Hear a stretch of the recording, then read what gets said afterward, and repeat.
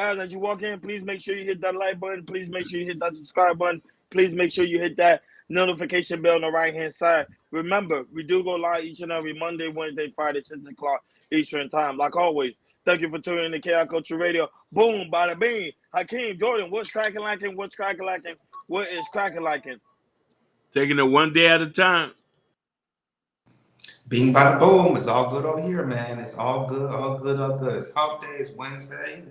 We're ready to go. So let's go, let's go, let's get it. Like you said, Jordan, it is Wednesday. So Wednesday, that means is panel Wednesday, which will allow people in the chat to come on, join in the conversation of the awesome topic that Jordan always give us, always put down. Not only that, also the people that subscribe to our channel send us topics as well. So guys, you are welcome to come on the panel. Hakeem normally do his thing. He's going to drop the link in the chat, and also it's going to be pinned right on the top. So y'all guys, come on in, join into the conversation. Let's have a good old time. Grab a cup, the KI Culture Radio cup or a regular cup, and let's have some fun. Go ahead, Jordan. Do your thing. Do your thing. Do your thing. What's going on, people? What's going on? You heard right. It's Open Panel Wednesday. So please, y'all guys want to have a discussion to talk about one of these topics? Come on, come on. We'd love to have you. Love you happy. So anyways, let's go. Let's get right to it. Let's get right to it. So topic number one, this has been trending, and we're going to talk about Mr. Brian McKnight. So you don't know about Brian McKnight. Why is he trending? Him and his kids. It's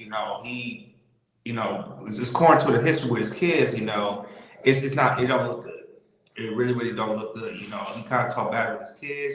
We really don't know the details of his relationship with his kids, but it's like he really his real kids. Because I think the chick he's with right now, I don't know. I don't think that's not his kids, but he spent more time with them.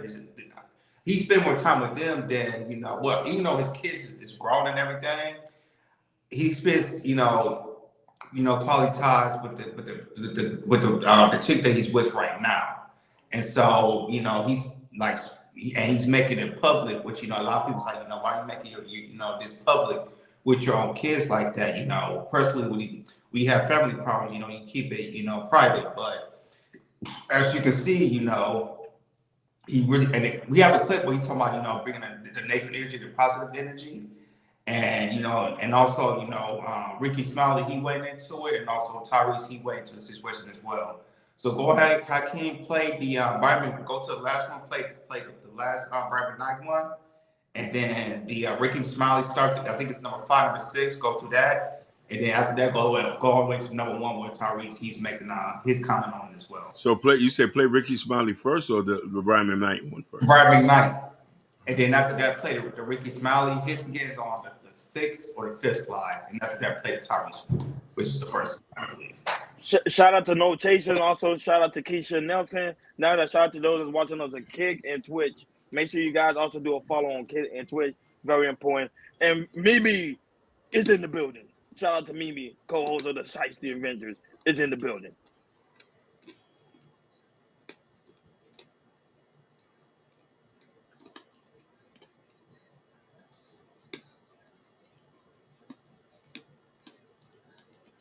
Lastly, this week, I want to big up my man right here. See, he gets it. In order to live a life that you love, you have to get rid of the evil and the negativity, even if that evil and negativity is related. We want everyone to live a life that you love. Our hashtag, that's what it means. Hashtag I love our life. But in order to do that, you have to get rid of all that evil and negativity. There's so many angry and upset and negative people out there. We want to use our platform as a place of positivity, a positivity platform. So hopefully, who knows, next week, maybe I'll only respond to positive comments, but we'll see. We'll see you next week. So lastly, this with everything they need. I just want to say to about the Brian McKnight kids, to all of his kids, the ones that he said that's born out of evil or born in evil, whatever he said, whatever he claims, or whatever. Let you know that you have a lot of support out here. We here at the Ricky Smiley Morning Show support you. If anybody get this message out to Brian McKnight, 2 sons and daughter, you are always welcome to the state of Alabama, to the great state of Alabama, where you have men and you have uncles and you have a lot of people in Birmingham that take on kids that have been abandoned by fathers. I've seen a lot of it, even with watching Little League football coaches that spend their own time, money, and resources into trying to make sure that the kids have it on born in evil, whatever he said, whatever he claims, everything they need. But I know that y'all are older. But if y'all ever feel any kind of way, or you feel unloved and need male figure, father figure, there's people out here like myself, and I know I can vouch for my brother from another mother, Ben Crump, and others. We would be more than happy to have you. You are not thrown away. You are not garbage. You are loved. You are to be respected. And there's a lot of group of men out here waiting to stand with you and make sure you have everything that you need. We are not here to try to replace your father, which that can't be done, but we can be something to you. To just make sure you go on into your adulthood and live your life and get you the help and therapy that you need so that you can move on, because words hurt and stuff like this hurt a lot, everything they need. But I know a lot when, when things like this are said, it's a bell that cannot be unrung. So if anybody know Brian McKnight, kids, sons, and daughter, we really celebrate dads where I live, and in my household, we had over years and years and years have raised kids that don't have a dad, or dad got killed, or just, hey, I don't want to be a dad, or whatever. That's what we do. We are some of the best father figures and uncles and anything you need. So just to let y'all know, just put that out there. I'm not here to, we already tackled that part, talking about what he did, but I don't want to do that, talk about that and offering something to them in lot when, when things like this are said, it's a bell that cannot be unrung. So if anybody know Brian McKnight, keep the same. So lastly this week, or do what I want to address. Whatever, man, kids out here is I want to talk to my brother Ricky Smiley, and I want to say to you that it is unfair, in my grown man opinion, to say that that man and his ex-wife and the mother of his kids, which are now grown adults, past 30 years old, whatever their specific dynamic is, there's a bunch of things that has been said and done over the years that is nobody's business, that has contributed to where they are. This is not fair to say, well, they my kids, or they grown, they adults, and so I ain't gonna ever turn my back on my kids. I ain't gonna ever not provide or be there or support. What I want to address is I want to talk to saying some fucked up shit, bruh. Kids out here be crossing you and doing and saying and going above and beyond to cross you. I do not know what that man and that woman or his kids or anything about anything. Like, I literally know Brian. I have not had one conversation with Brian McKnight about his wife, his kids, or anything that went down between them, nor is it my business, nor is it my place to ask him, what happened, man? What's going on? This and that. None of my business. What I am addressing and talking about is I feel like it is not fair to act as if relationships between men and their children that at some point become adults, can't fall apart, can't become extremely volatile and toxic. Listen, man, I know dudes that are in jail or do whatever. Man, kids out here be saying some hell for getting in full-on fights with their kids who grow up, who think they can talk to them and treat them any kind of way, stealing money, flirting with their girl or their wife inappropriately while they're in new relationships, crossing the line, doing all kind of that can make the dynamic between you and your daughter or your son completely off limits. Let's go even further. And I know a thing or two, so consider me a professional in this department. I want you guys to Google these words that a lot of you guys have never heard of. All the therapists, all of the psychiatrists, especially all of the family law attorneys, please chime in. Parenting alienation. Google it. Enmeshment.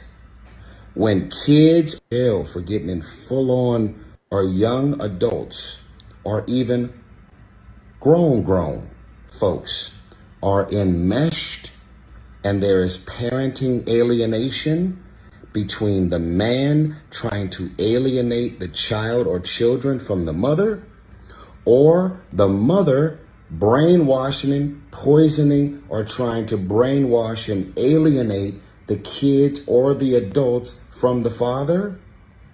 That is a real thing. When you are enmeshed, which again, you should Google it by definition, read it on the airwaves to educate people. When parents are enmeshed with their kids or teens or young adults or adults, they lose sight of the dynamic between being a parent and a child or children. They talk to them about everything. They go into all of the specifics and details. Or young adults, or even details about the cheating or infidelity or the physical, emotional, psychological abuse. They're going on and going into specific details with the child or children because they do not understand the line between being a specific parent. A father and a mother is not friends. So yeah, going through this Brian McKnight situation, you can see, Tyree's side, and also you can see Ricky Smiley's side of the situation that's going on with Brian McKnight and his kids. After Tyrese, he put his went on with his soliloquy. Brian McKnight's son, he posted, I think he posted a tweet out. Saying that, Tyrese used to sleep under our pool table when I was a kid. I know the 90s R&B brotherhood blood is thicker than anything, but you should sit this one out, champ. You have relationships to fix with your own children and your own past decisions. You made on behalf of blame and power.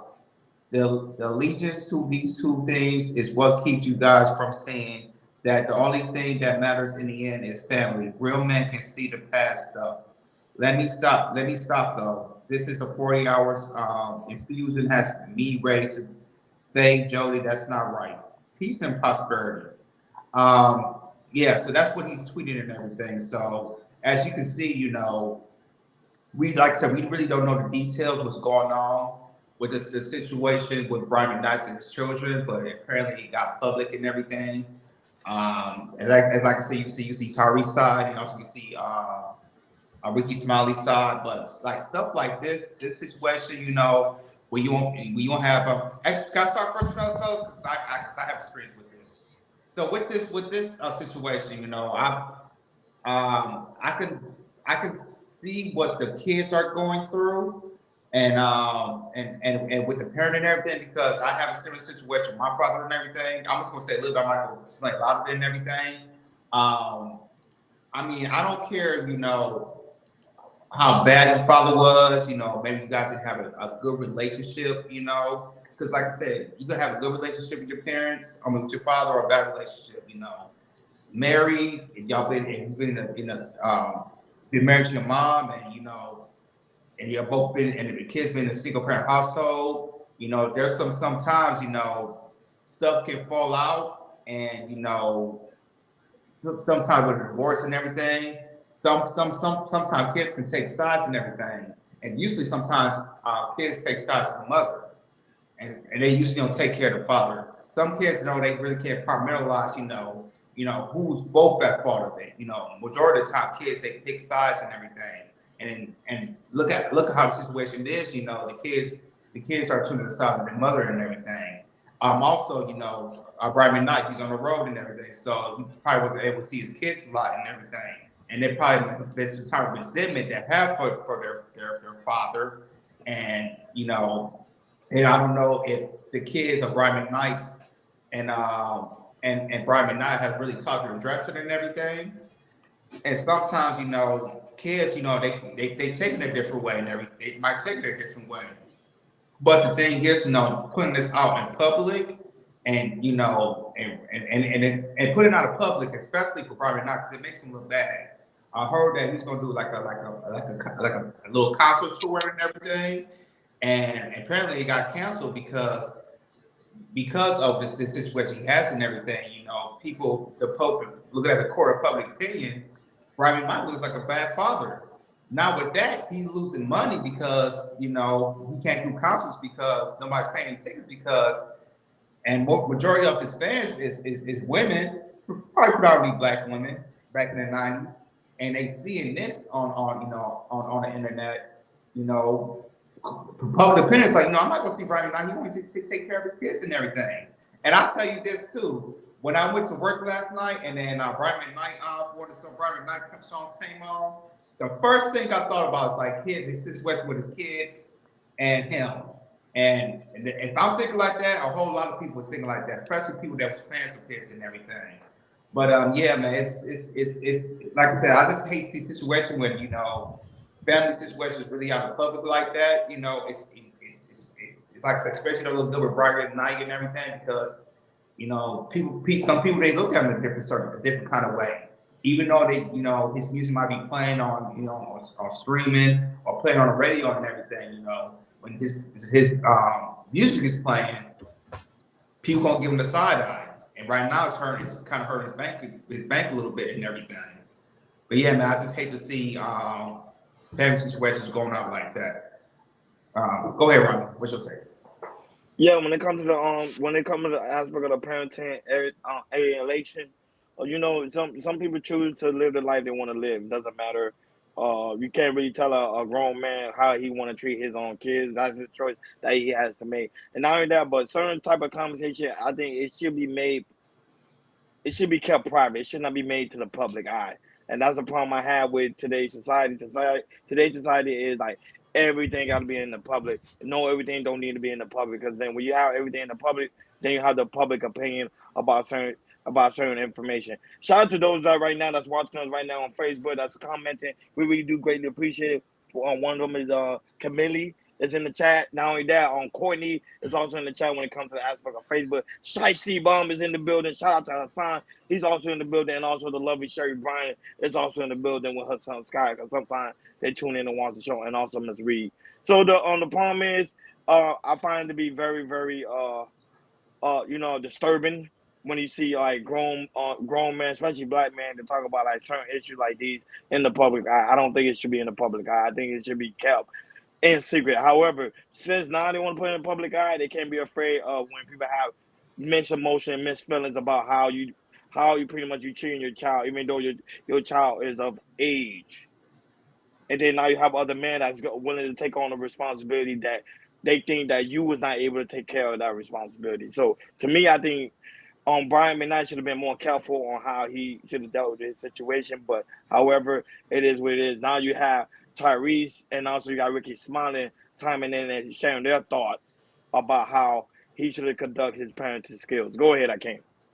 100%. Shout outs to Camille Garcia. How you doing, miss? Camille said, sir, I was behind Brian until he started making little comments about his kids in a very negative tone. The issue was entitled to his money. I understand where he's coming from, but then when he started calling and stuff and kids and stalking, He keeps talking crazy about his kids, where this conversation should have ended sometime last year, not for the public or the eyes of the ears. I agree with you 100%. But let's go back to what Tyrese said. What happened throughout the years or the marriage for him to have such a disdain for his own kids? Women are going to feel touchy about this because these are children. They're grown children now. Let's keep that. These are not little kids. These are grown kids now. And we all know, shout outs to Natasha Vincent, we all know he's a person in a public light. And as you get older, some kids are entitled to his money. We've never heard Brian McKnight in all the years of we known him. He's had a clean pass up until now. The only thing we understand is he's having issues with his kids. Nobody talks about the money he donates to charity, how many organizations he supported. But as soon there is a spite that's online, which he did not start, now it's going to focus on a negative tone. So we got to look at this like this. Whatever the family dynamics have came to, it's where it's at right now. And we need to be careful to see the optics of it because we don't know the whole story. We don't know if he was put on child support. The woman took half his money. Sometimes women are very insensitive about men's feelings. When they see men stand 10 toes down, they say, oh, you can't talk about the kids like that. Just remember, the way you view children, men view it differently. And if a man is being disrespected, he's going to go all out. I'm not going to sit here and lie to you and say that if I had kids and they disrespect me and I've done everything for them, I'm going to say fuck them kids. Because a man's respect is all that he has. Other than that, when we live with you and we take care of these kids, we're only glorified roommates. Go ahead. No, prime example, Shashi Bun said something in the chat. She said mothers don't start monitoring because the kids are grown. I disagree with that because you have mothers when a woman get up a certain age, she kick her out of the house. There's numerous stories when that happens. So, and not only that, sometimes mother and daughter don't have the best relationship in the world. It is what it is. Now, when it comes to the aspect of mothering, sometimes mothers do have great relationships with their son, but if you look at the data, majority of the time, it's not always the case. Most people that's of age say they want to have a strong relationship with their father instead of with the mother. Go ahead, Jordan. Yeah, that's true. And since we kind of into this topic, Hakeem, that's another topic I kind of want to put this into this. It's the Gary Olding one. So this is a very similar situation, and also because we want to look at from it's in the same conversation, but we want to hear like the words from coming out from Gary Owens' mouth because, like I said, he was married to his wife. Like I said, Gary Owens, he's a comedian, a white comedian. He's been married to his wife I think about 20 plus years, and they got divorced like 3 years ago. And then after that, you know, this was on the Shannon Sharp Post today and everything. And, you know, and he really breaks down the details on how, you know, how the correlation, like once he divorced his wife, it's like his kids divorced him as well and everything. Even though, you know, he don't talk bad about his kids. He's been there with his kids. He's been financially supportive of his kids. But the thing is, it's like, you know, after the divorce situation, because it didn't work out, you know, the kids turn all the way to the mother side. Even though Gary Owens, he's been there supportive with his kids, you know, everything, you know, being a father, you know, up to his kids and everything. And he talks about that and everything. And then when that breaks off, and you know, he said he had talked to his kids like 3.5 years and everything. And like I said, he wanted to make some work socket and everything. So you look at the opposite of Gary Owens of, you know, what did I do wrong so I can make it better and everything? Because as you see, as in on this side of the father who wants to be there, even though what did I mess up in the past to make you feel like this and everything? Because, you know, he wants to work it out with his kids. But the thing is, his kids still not talking to them. So go ahead, Hakeem, play the clip of the channel of the Club Shay Shay of Gary Owens. After that, we're gonna, you know, talk about this as well. You're a deadbeat. What's your relationship with your kids right now? I don't have one. It's been 3.5 years. Really? Yeah. How hard is that for you? What do you think? It's a nightmare. It's like they're my greatest accomplishments and my greatest failure at the same time. But to see how it's just crashed and burned since the divorce, and this is all since the divorce. Do you believe she played a role in the divide with your kids? I'll say I'll take the blame because I didn't ensure that my relationship with them was so strong that no matter what anybody said to them, they could be like, nah, my dad's good. So, I was gone a lot. Right. I'm on the road. Right. And that's part of the deal. But I really don't know. I don't want to throw stones and stuff I Without don't knowing. know. I don't know if she's at the house saying your dad ain't I don't know. I mean, I do know blasting me on social media didn't help. Mm-hmm. And then other shit happened. We'll get into in a little bit. I just don't know where it got so bad. Right. You know what I mean? That I'm just literally the worst human being on the planet. And it's funny. I ran into my ex last week. We was on a plane. I'm on a plane from Atlanta to Cincinnati. Come on, Gary. I ain't got no reason to lie now. I just said I cheated. That's been the freaking elephant in the room. So I got nothing to hide anymore. So I'm sitting there and I sit on a plane. I go, ain't no way this is happening. Ain't no way this is happening. That's what I'm saying. I went I was in the window like. You like a kid. You like a kid looking out the window. Yeah, that's my bag.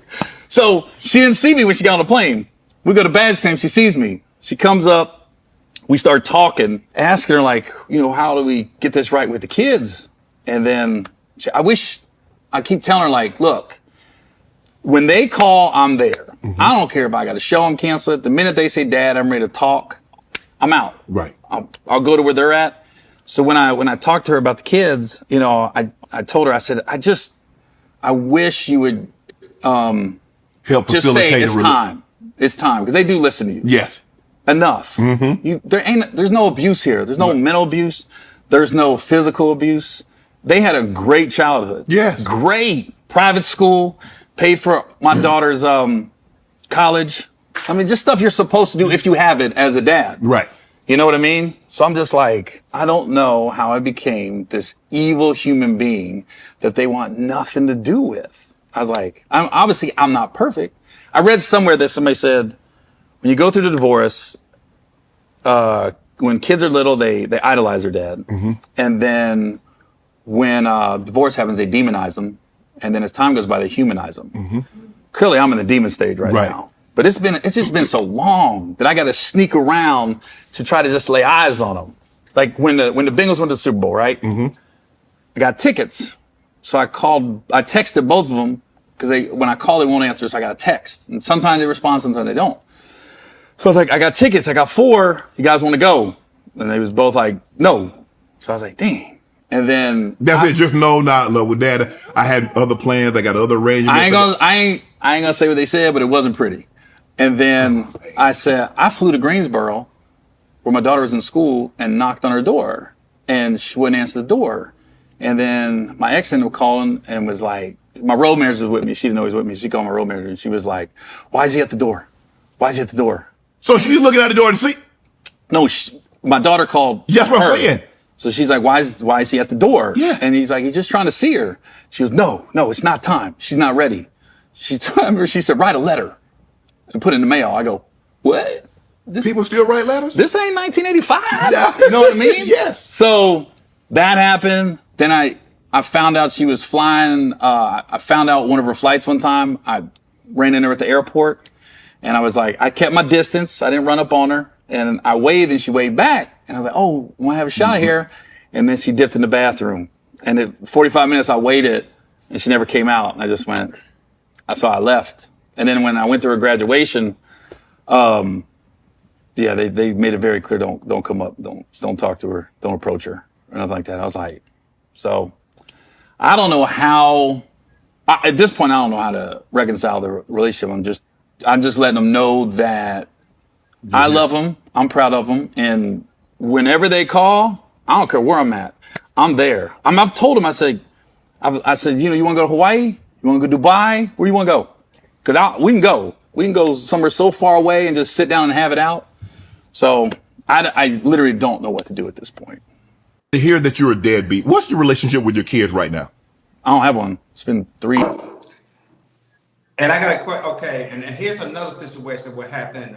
Like I said, he want to be here for the kids, but the thing is, it's like the situation with the mother and everything. It affected the relationship of his kids and everything, of him having a relationship with his kids.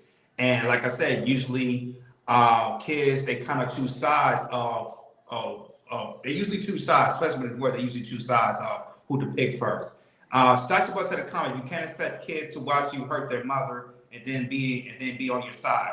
That I disagree, Shashi Bell, because my mom and I say situation, my mom and my father, he wasn't abusing anything, it might have been maybe some emotional abuse and everything, but the thing is, it's like wherever it happened in their relationship, or just in general for me, wherever it happens in the relationship of your mother's and father's relationship or marriage, it's just what happened. It has to do with them. It has really nothing to do with the kids and everything. It can be something, it could be some terrible things happening and everything. But I feel like kids, they really can't. Sometimes they can't separate of their parents' relationship and marriage. They really can't separate of what they happen to each other and when they look when they see a parent, get verbally or physically abused like that. They really take it to the emotional part of it, and they really choose, which parent, not just mother or father, period. They choose, sides and everything, and they stick with a side. My thing is how I look at stuff like this, wherever it happened in that relationship, I still, continue to still love your parents, but to continue to still love your parents and everything. And the situation Gary Owens and everything, he still can't talk to his kids because I guess this would happen with her mother and her father, and they choosing their side. I have a question for you guys. Now, would he be wrong if he had a girl or with somebody else and he met his own set of kids? Will he be wrong for doing that? What about you, Brian? You think he'd be wrong? And that's what he did. No. He got another relationship, Gary Owens. He has twins. He has twins now and everything. And he talks about on the Shannon Sharp interview. It's like even he wants to have a relationship with his kids that was born and the kids that's already grown up and everything. And he still wants to work it out and everything. But I don't blame no man. If you don't have a good relationship with your kids and everything, or with the mother and everything, I do not blame a man and say, hey, if it's not working now, because a man can do this. I don't blame a man. He could go have another set of kids, because a man feels some type of way when a relationship is not working out with his kids, and they feel like if I had another set of kids, maybe I could make this better and everything. Because Gary always talks about they are still my greatest accomplishment, but I feel like I failed in some type of way, which I can kind of get in that way. See, as me being a father, I can kind of get what he was saying. See what he's saying. But yeah, that's what Gary always did. Like I said, he got twins, and he's raising a new family and everything. So I don't blame no man from doing that, because situations can happen. The Brian McKnight situation and also Gary Owens situation. It's different situation, but it's similar. Still have estranged relationship with your kids and everything. Father son or father-daughter relationship. So father-son relationship can be very, very estranged. It don't matter how the circumstance is. How you feel about this, Hakeem? So for me, and I'm gonna say this, and the people who are parents, y'all could say if I'm wrong. When the mother and father are still together, you still have an opportunity to see how the narrative is being presented. When he's still in the house, Gary Owens said, I was on the road. Who knows what the lady was saying?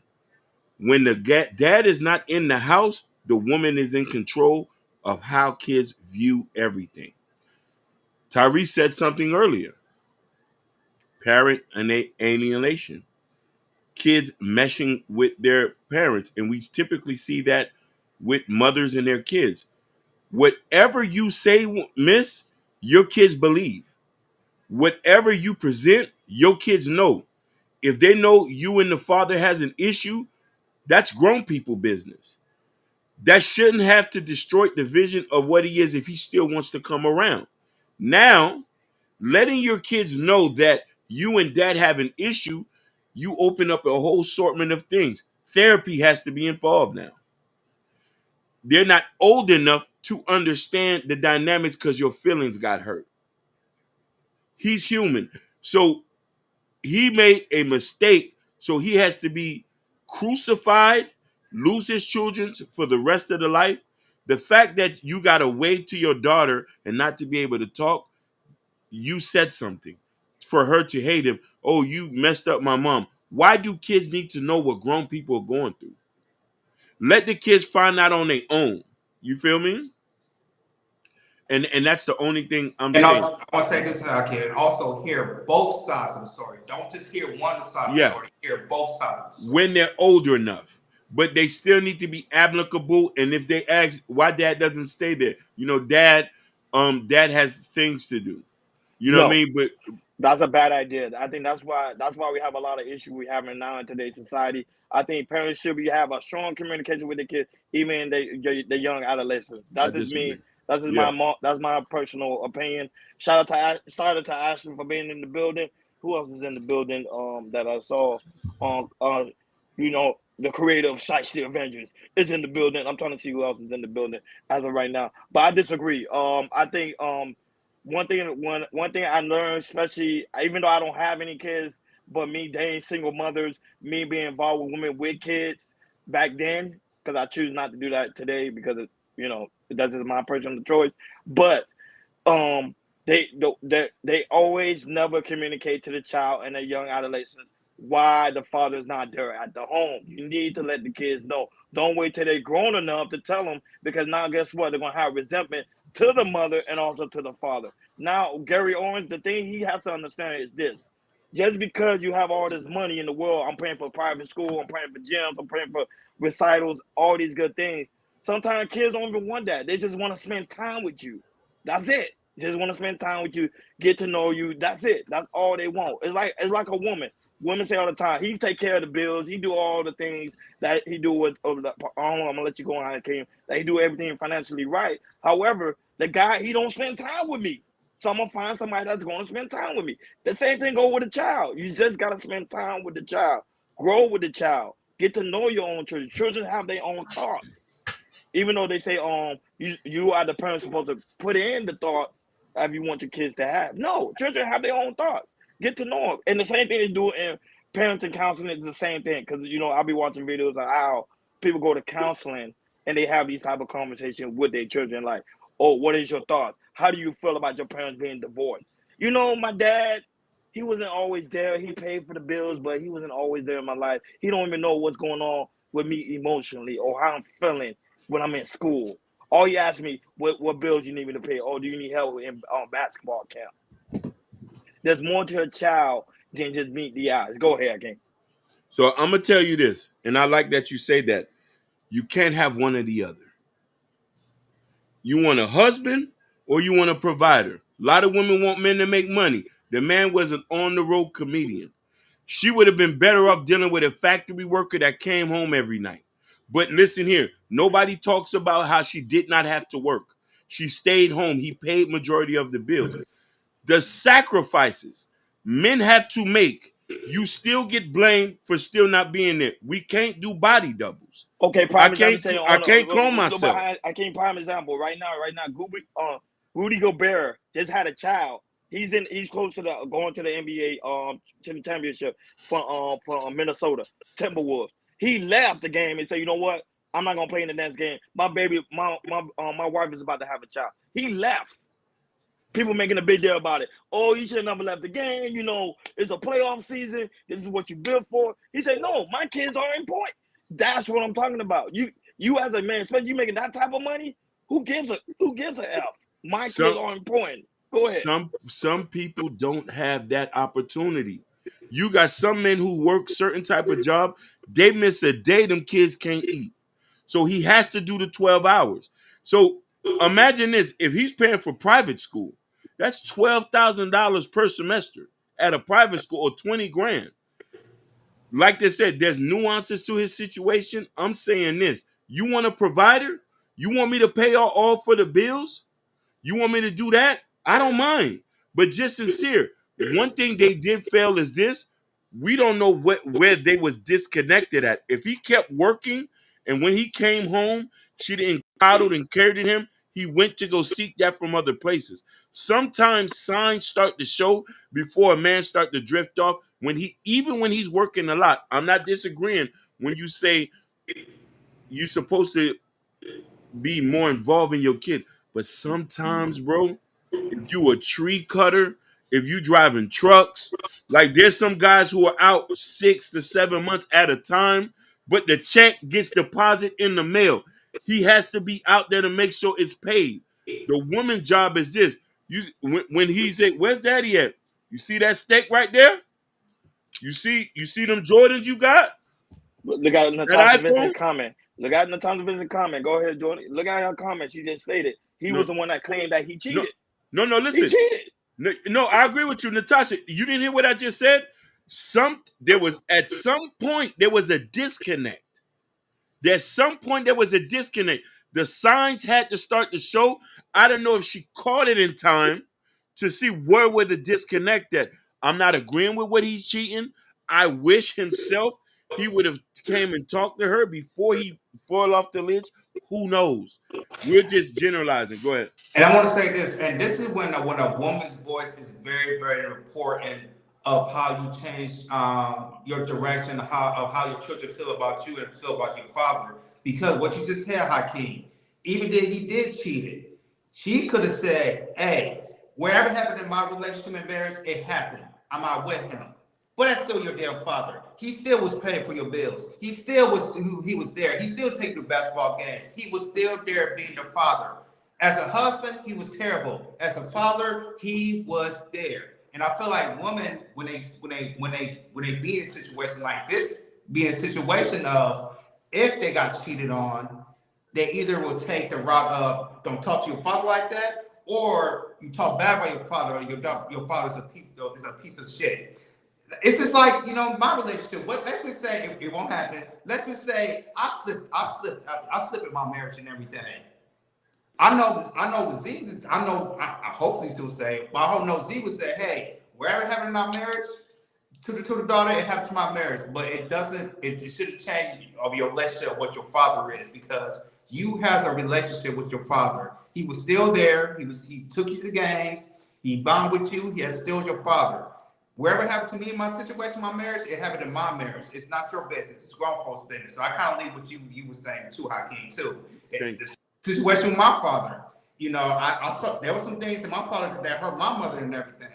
But I separated that. I separated that because that's what happened in that relationship. Me and my father, we have our own relationship that's not going well. We have to fix that. Or we don't have to fix it. We don't have to talk and everything. And like I said, and like I said, it didn't change me of being a good man or anything. I still would do my business and everything. But like for me and my father, in my situation, it's just some stuff that me and him had to go through. It had nothing to do with my mom and my father, because it happened in their time, in their relationships and everything. And I feel like sometimes kids, they need to really compartmentalize and everything. A prime example, Loving Basketball. With Quincy, his father kind of messed up and everything. Quincy's father, as we know, on Loving Basketball, Quincy's father, he was there for everywhere. He was there with his father, even though he played basketball. Quincy admired his hell for his father. He wanted to be just like his father, playing basketball and all that type of stuff. And then once he found out his father was cheating and everything, he took his mother's side. No, but what happened in the movie? Like, pay attention to the movie. In the movie, he helped him with basketball, but he wasn't there for his son emotionally. He didn't teach his son about manhood. He even said, when he broke up with what's her name, the character in the movie, you saw that he kept saying that I didn't know these things. I didn't know how you felt because I never had that type of relationship with my father. And then what happened when he got of age? He ended up resenting his father. He and his father didn't even talk anymore. How can you do that when you working 12 hours a day? I feel like you can't pick up the phone and give your kids a call and say, "Hey, you can't communicate with your kids, man." You can, but that's still communicate with women. That's still not enough. Trust me, it's never going to be enough. Never gonna be enough. It's never. Yeah. They was living in a mansion. They was living in a mansion. They paid for it. She kept the house. He had to move out and move to an apartment. And she got all the money. And the thing is, Hakeem, it's like he was there trying to be his man. He told Quincy, hey, I think y'all making excuses. Y'all making excuses. Y'all making unnecessary excuses. Ronnie, you remember the movie when he said he used it against his father. He told his son, "Cat should never be in a man's vocabulary." Because when you say cat, you're not a man.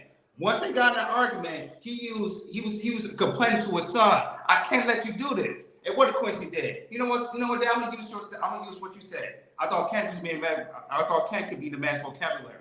All this, he used his stuff that his dad taught him. He used it against his dad because he knew his dad was wrong and everything. So what I'm trying to say is, if Quincy was so down on him, why is he thinking about the stuff that his dad already taught him like that? He taught him how to be a man. He was a better man than his father.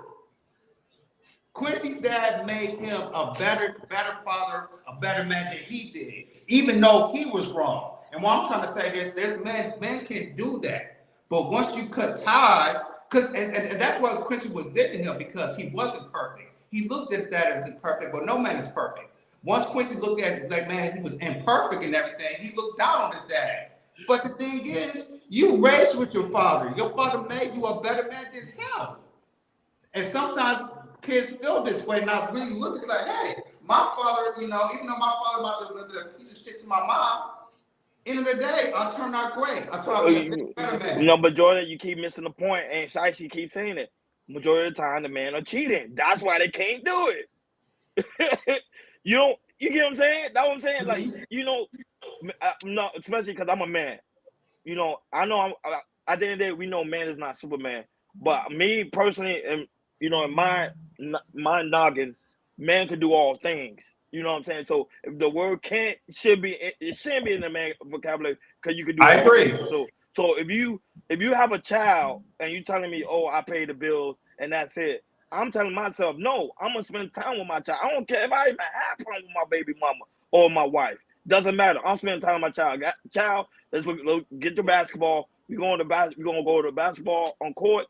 We're gonna have a strong conversation. What's going on with you? How do you feel? How you feel about me as your father? That's questions I think that type of conversation parents, father and son, or father and daughter should have. Because there's a good. Go ahead, Jordan. And the thing is about you're right about that, Ronnie. But the thing is, you look at your parents as perfect. Once that parent does imperfect things, it will crumble. It will crumble. And the thing, and that's the thing about that's the to be about sketching, and that's why I'm kind of being careful about me being Nina, my daughter, because I mean, even though I want to be a good father, I'm not a perfect father because I'm always learning. And I feel like sometimes when kids think of their parents as perfection, not just their father, but their mothers too. Once they do something imperfect because they seem they perfect, that's when the relationships start to get a little bit strained and everything. And that's what happened to Quincy and his father, because you look at your parents being so perfect, especially your father, and then your father does one imperfect thing, that's cheating, which I'm not saying cheating is bad, I'm just saying, but once it comes to that, you just look at your father like, yo, my father was a piece of crap. Because what he did to my mom, my father was perfect. Because he taught me this thing. And then once you turn that, and once your father do something imperfect, it's just that imperfect, it just goes away. It's just like, you just push the domino effect. It goes all the way to the bottom, all the way to the bottom and everything. It's just important, and that's important to me. It's like, I can't teach my daughters like I was a perfect dad. I got to teach my dad I was a good dad. There might be some things I wasn't imperfect of, because I'm learning every day being a father. You're going to learn every day being a father after they get out of your house, after you're 20 years old. You're a father the rest of your life if you have a kid in this earth. And you can't be a perfect parent. And kids need to know your parents is not perfect. Once you have the kids not to see your parent that's not perfect, they do something wrong. How I look at my sister with my father and everything. My dad was not perfect whatsoever. He said that, I wasn't a great dad or anything. I get all that. But there's certain things that, in my situation that, I know that he was imperfect, but there's certain things, you know, I like to okay, that he's like, okay, why he didn't do this, you know, there's might be questions like why didn't he do this, and the thing is, it's like going what Hakeem was saying. Sometimes kids are not here to have a conversation until they're, you know, not they kind of put their emotion down and just have a real conversation. And I feel like kids need to have a real conversation. Don't put your emotions in there because, like I said, you might take that one side of your mom and you get on emotional and everything, and you want to hear the other side. And that's right there too. I feel like when you hear two sides of sides of the story for the mother and the father, because there's sometimes mother might be lying too sometimes too. I'm just saying. But hey, man, I'm just saying for kids, it's very important to listen to both sides of the story because your parents wasn't imperfect, was not perfect, especially being a father. Fact. And like I said, I'm gonna say it one more time. I feel like, you know, kids put their parents, especially their father, into a perfect world. If they mess up one time, unless they cheating, they look at it as a piece of shit. Go ahead, Ronnie. Now, I want to say, shout out to Kendall is in the building. The Motherfather, I call him the Motherfather now, is in the building. Shout out to Rising Soul. Sophia Grace is also in the building. Greatly Sophia appreciate Grace. you. And also, Hassan is here. Hassan, sorry about that. It was a deep conversation. I'm sorry. When I'm in this type of conversation, my head level, I kind of like conversations like this because I think this is the type of conversation men should have.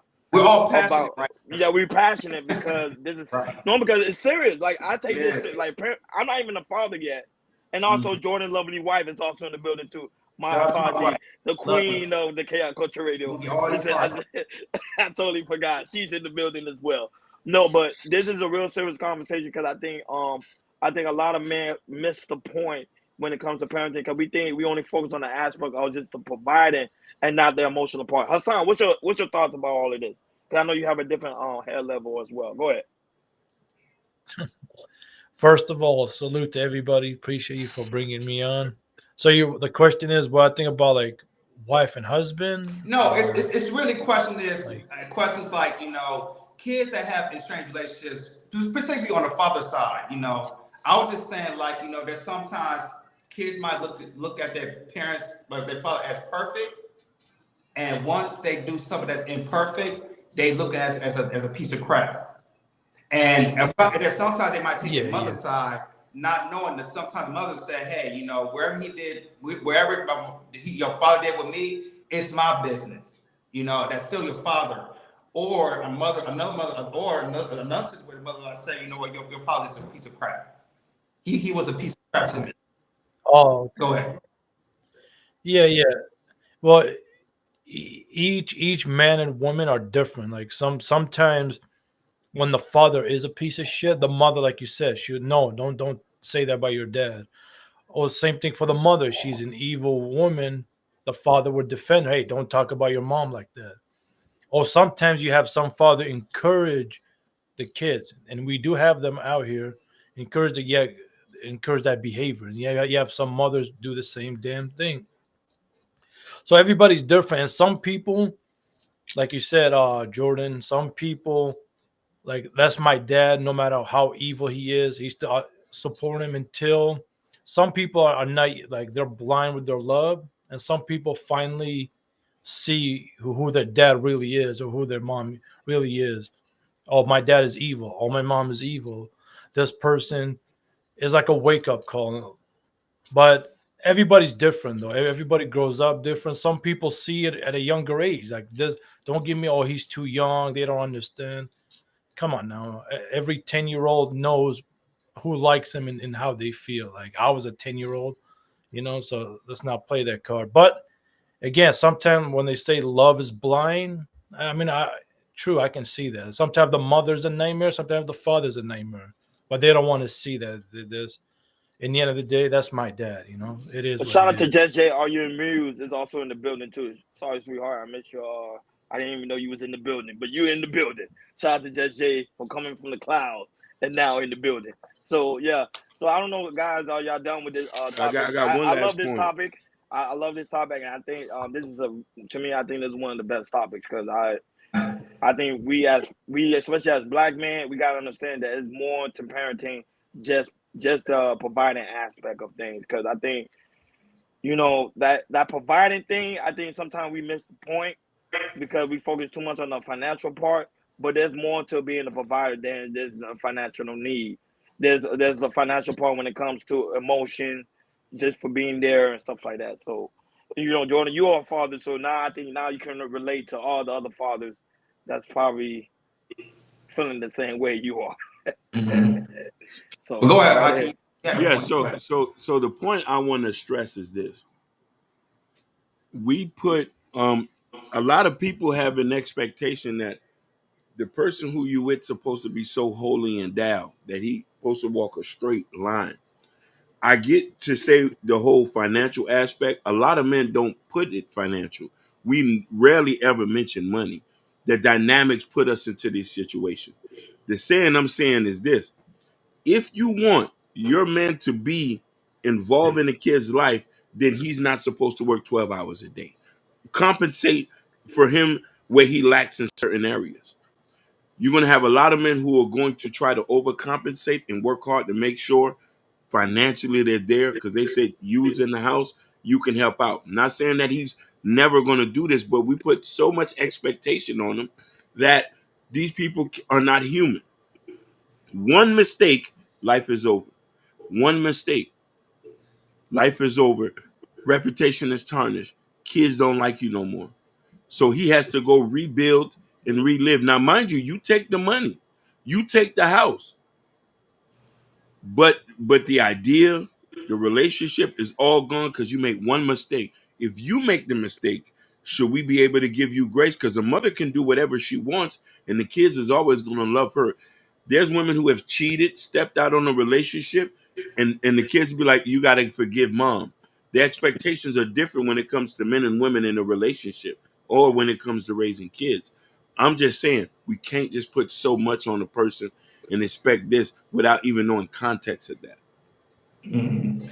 I want to read a couple comments, and then after that, we spent a whole hour, which was cool. I enjoyed this. What you write, this was enjoyment topic right here. It took a whole hour. We appreciate it. I do want to read a couple comments before we switch to the next the next topic.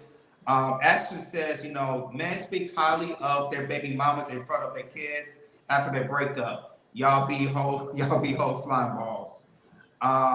Natasha says, that part, Roddy, a father physical presence is needed. There isn't enough money in the world. Even Obama made time for his kids and bought them with him while traveling. Facts. Jodo Hurdle said, Brother Right. Hassan is correct. We come from single parents households and make an extra effort to be involved regardless of the situation. Just Jay said, going to her oldest son. He said, my oldest know his daddy a hot mess, but I don't have to tell him that. He learned on his own. Hakeem still disagree. I He still gonna fight. disagree. He did still disagree. He said the I man still working 12 hours a disagree. day. No. He's gonna he tried. You want somebody sleeping? Hey son, let's go play the ball. And I'm saying that there's guys who are making the extra effort, but there's other things that no. Some way somebody gonna have to overcompensate. I can't find that disagreement, boy. He gonna fight. You know what I'm saying? But Hakeem, I'm telling you, Hakeem, the whole point of making money is to have financial freedom, is to buy your time back, right? Oh, ruthless truth. I know he's gonna slice this and dice We it. can extend this. We can extend this since ruthless. No, but I'm just saying, but that's the whole point of making money is to have that financial freedom, is to buy by the time that you're lacking. That's the whole point of making money, is to buy back your time. No, So you can not spend all more time on millionaires. other things. Not all millionaires. Most millionaires work the most hours. Not all of them are able to buy their time like that. Trust me, especially if there's expenses that need to be made, he's going to do 12, 24 hours a day. So he's going to lack in the participation area, not in the financial area. When he's not tired and he's awakened from sleep, then he's able to do it. But he has to go get the money. Goddamn, you ain't going to see him. If You you're a can't have millionaire, one or the but other. Hakeem, okay, promise that if you're a millionaire, that's why you have assistants.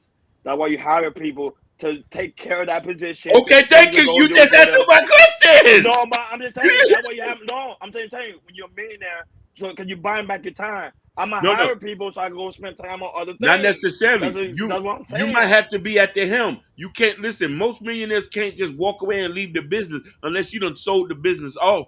You got to be a stay-at-home dad to be there. You can't be working. If you a man, you want to make sure your kids have the best and eat. Or work overnight. That's Or work- you need to work overnight because you spend your kids all day. Oh yeah, you can, but you'll be too tired to play with them. And that's I promise you, I can't when you have children. Eat good, bro, Hakeem, and work out. But I'm telling you, Listen. when Hakeem have children, we're gonna watch this podcast. No, we got this. We got this. You're gonna be like, you know what? You're gonna be like, Listen. Jordan and Ron is right. You know what I'm saying? I need to spend more time with my child. No. Listen. If I make sure that they have everything they want and I'm working 12, 15 hours a day and they say anything, fuck them kids. I want to go ahead, Ruthless man. What's your take on this topic, sir? Good to have you, man. Good to have you on board. Well, What up, I thought I Ruthless? heard y'all. What's up, Ronnie Ron? You know I'm representing today. You know that, right? Yeah, I see you. I see that. I see that. I see that, big dog. Yeah. Go ahead. So, I mean, I think men, we are so similar to women, right? In that we're delusional. Can y'all hear me? Or am I breaking up? No, you hear it. Yeah, we hear you. We know there's a climax coming. That's why it got quiet. Okay, so I mean, today I was on a live with a few guys, and they're talking about divorce is inevitable, right? The whole topic was about is divorce inevitable, and then I come here and listen to you guys talking about how a woman should treat her baby daddy, right? But I've seen women treat their dogs better than they do their man. Woo! I mean, I think we got to come to the conclusion that women really don't like us like that. I mean, think about it.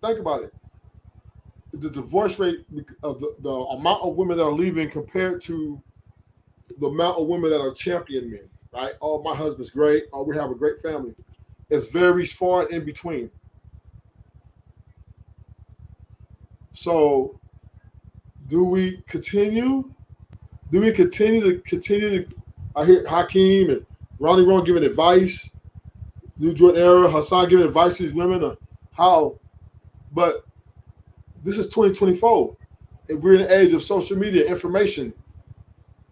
So they know now. They know we ain't got to hold their hands no more. So the conclusion is they just, they was just using you as the incubator to get the sperm out of you, and they was done with you. You're just good for sperm in the eyes of many. And even to some, not even that. But think about it. How did it change that much when you go from having a whole family, right? Going on dinners, right? We spend all this money, all these financial support, all this emotional support, Valentine's Day, Mother's Day, right? Whole holidays for women, to them leaving us at a drop of a dime if their happiness is in question. I have a question for you, Ruthless. Do you feel like with all these holidays you're talking about, even International Women's Day, Women's Month, 2 months ago and everything? I have a question for you. Do you feel like with all these holidays and also months, do you feel like when the women they feel they have so much empowerment, they look at themselves so much independent of saying, hey, since I have this power, since I have my own independence as a woman, why do I need a man? Is that what you're trying to say? No, that's not what I'm saying. Okay, go What ahead. I'm saying is, look at how they are, right? A lot of women don't respect their husband. They go out dressed half naked. If you tell a woman, I don't like the way you dress, she'll say, oh, you ain't the man for me. Right? If all this provision, protection, and all the shit that we are providing with the financial illiteracy, she's saying, she's literally throwing in our face that I will go out the house how I want to dress, when I want to dress, because you're really not that important to me. And that's the fact of independence. It's basically she wants you to be a slave to her happiness, a slave to her love, a slave to her. This is where monogamy is the gotcha moment. It's the gotcha moment. Because why? Monogamy implies that you need to only be with her and nobody else while she explores her happiness. Right? While she explores her way. So the independence, they get with it without you. Independence women get with it without you. They're their own individual with you. Right? They can carry your last name and they can still go out and pretty much do what they want to do, right? So men have given so much ground to these women. Now they're just walking the way they feel is best for them, what their happiness is. And at the expense of you, they're saying, for you to be with me, you need to basically worship me. You need to worship the ground I walk on. Ruthless. When you're in the mall shopping, yeah. Okay, so me and Ronnie have this disagreement.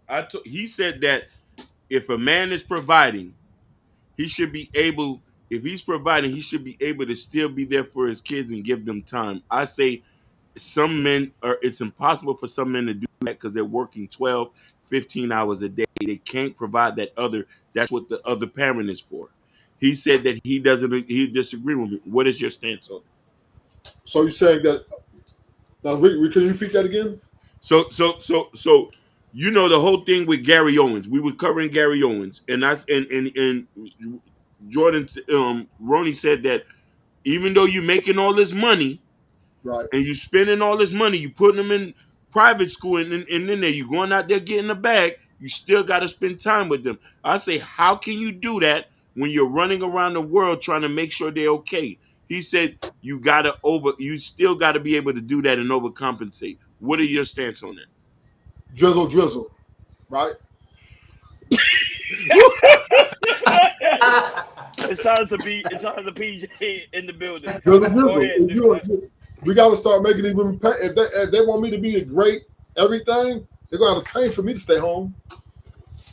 We're not telling you to stay home, Ruthless. I'm not telling you to stay home. I'm telling you. No, I'm saying is, I understand what he's saying, but for us to meet their standards of time, quality time versus trying to keep the house afloat, right? That's a lot. Thank you. So you're telling me this. You want me to give you this lifestyle. Mm-hmm. You want me to give you guys lifestyles, right? You want me to provide all this and do a quality time to what you feel is standardized, then okay, fine. Drizzle. Because I'm saying is I'm paying you to be the stay-home parent for the most part, right? And I'm not saying that's it's your job, you're supposed to do. I'm not saying, but ultimately when we're dating and we're going through all the phases and I'm picking you, this is also one of the requirements that you take upon a lot more duty than me because I'm providing the more financial stability first, also versus the mental stability and the protection part. So if she's saying that if a woman is complaining that you're not spending enough time with your kids, then okay, what you need to do is go find your job and I'll stay at home and I can balance it. I make all PTA meetings. But Ruthless, you're a millionaire. You're a millionaire. I'm just using an example. You are a millionaire, a multi-millionaire. You tell me you cannot get no assistance to cover you while you go spend time with your children? You telling me that? You are a millionaire, multi-millionaire. But Gary Owens is a multi-millionaire. I understand what you're saying. I hear you, Ronnie. I heard you the first 4 times. But what I'm saying is you got to think how millionaires think, right? A millionaire, when he's a millionaire, he buys everything he wants.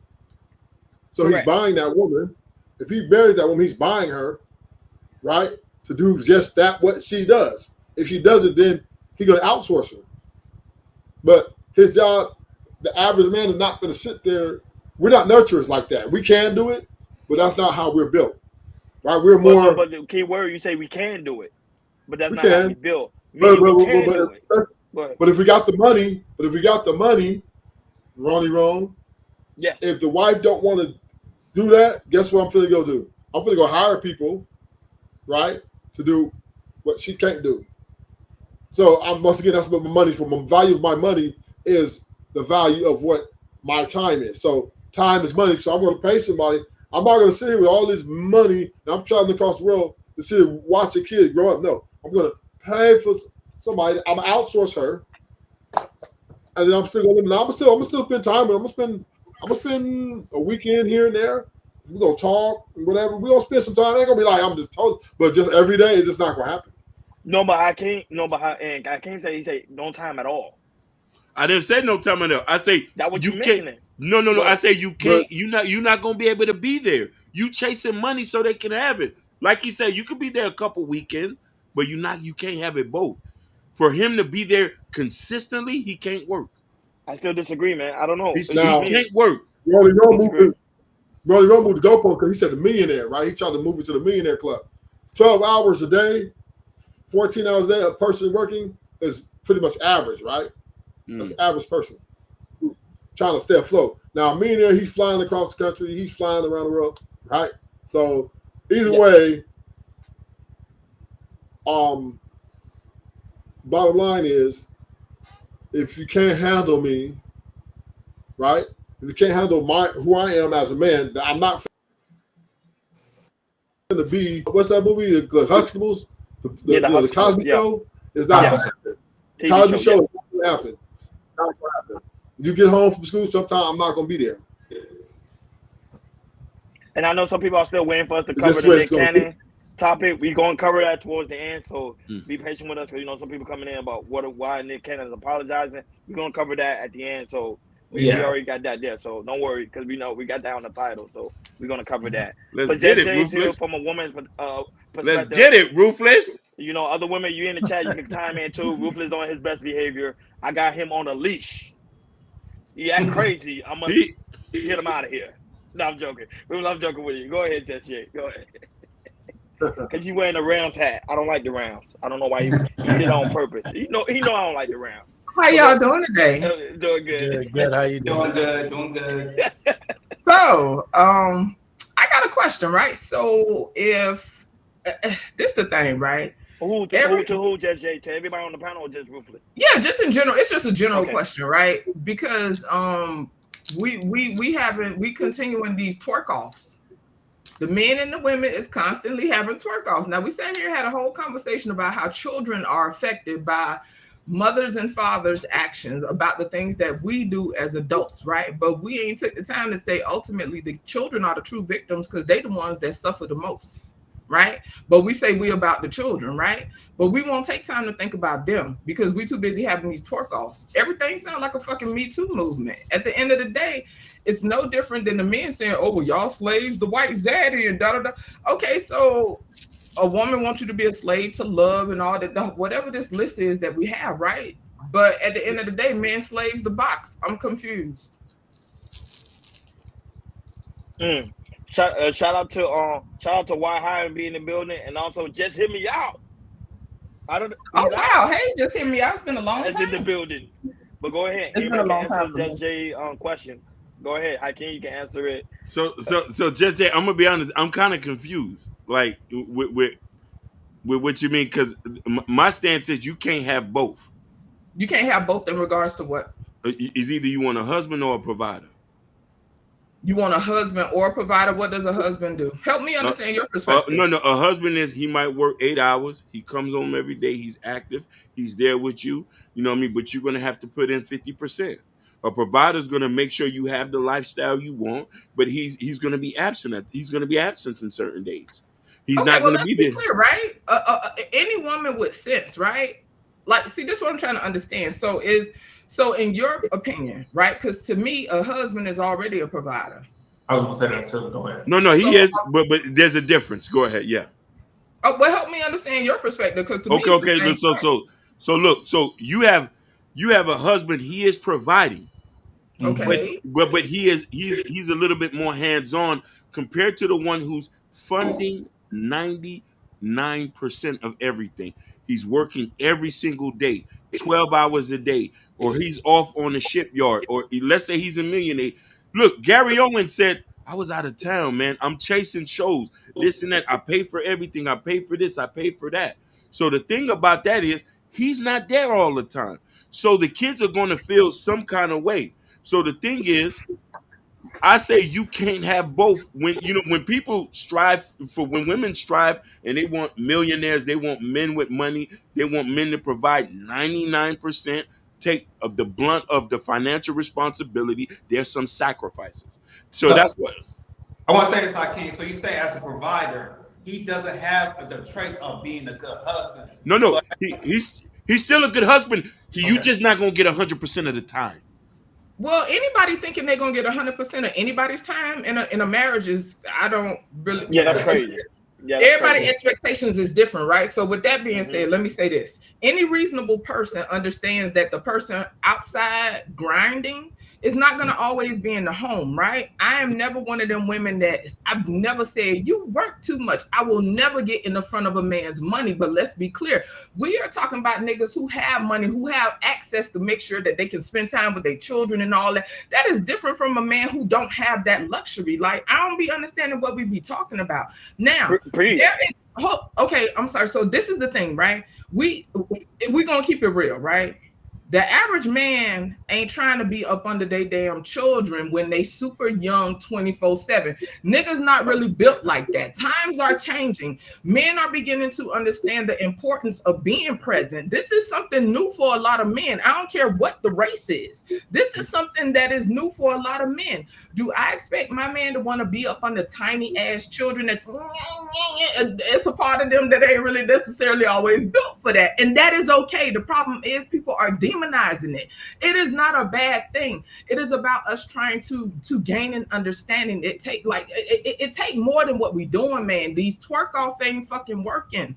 It is not a bad thing that a man don't want to sit up under a tiny baby all day. It's not a bad thing. But we are beginning to have more awareness of the importance of presence. Just because a nigga got money, stop that twerking, Hakeem. I don't want to see that allipator twerk. That shit. Hakeem, I love him. I'm asking you answering my question. You just answered my question. See, but this is the thing, and I hate to generalize, but generally speaking, we have time for what we want. We make time for what we want. Whoa. Right? Thank you. We make time for what we want. Don't do that to me, baby. Listen. Aside from working, we make time for what we want. Preach. Don't do that to me, baby. Listen, you ain't gonna tell me a nigga out here chasing ass, out here doing whatever he want to do. I don't want to hear it. This is different. Listen, this is different from a man. Hakeem, first of all, I know your heart. For the sake of clarity, y'all, Hakeem is a nigga that I'm talking about when he work. All he do is work, really, to be honest with you. I'm just like Ronnie. Ain't nobody talking about men like y'all who y'all the average man that's out here busting y'all ass working. We talking about millionaires who have access to money to fly children in, fly them out. If y'all want to have this whole community of goddamn baby mamas, you have the resources to even put all them chicks in one fucking house. Preach.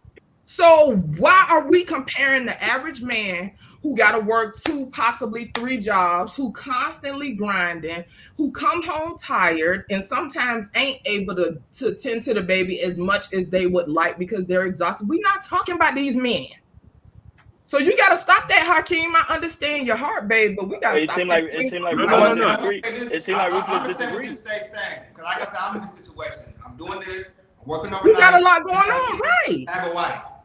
I'm managing I'm managing very well, and I know I gotta find a way to keep managing it once let's say once this gets better, let's say and you also love the experience of putting your baby on your chest. So even if you fall asleep and you able to be with that baby for at least 10 minutes to have that skin to skin contact because they super small, that matters. The problem is people want to keep demonizing. Men becoming more aware of the importance of presence is honestly, and this just personal opinions are, it's fairly new.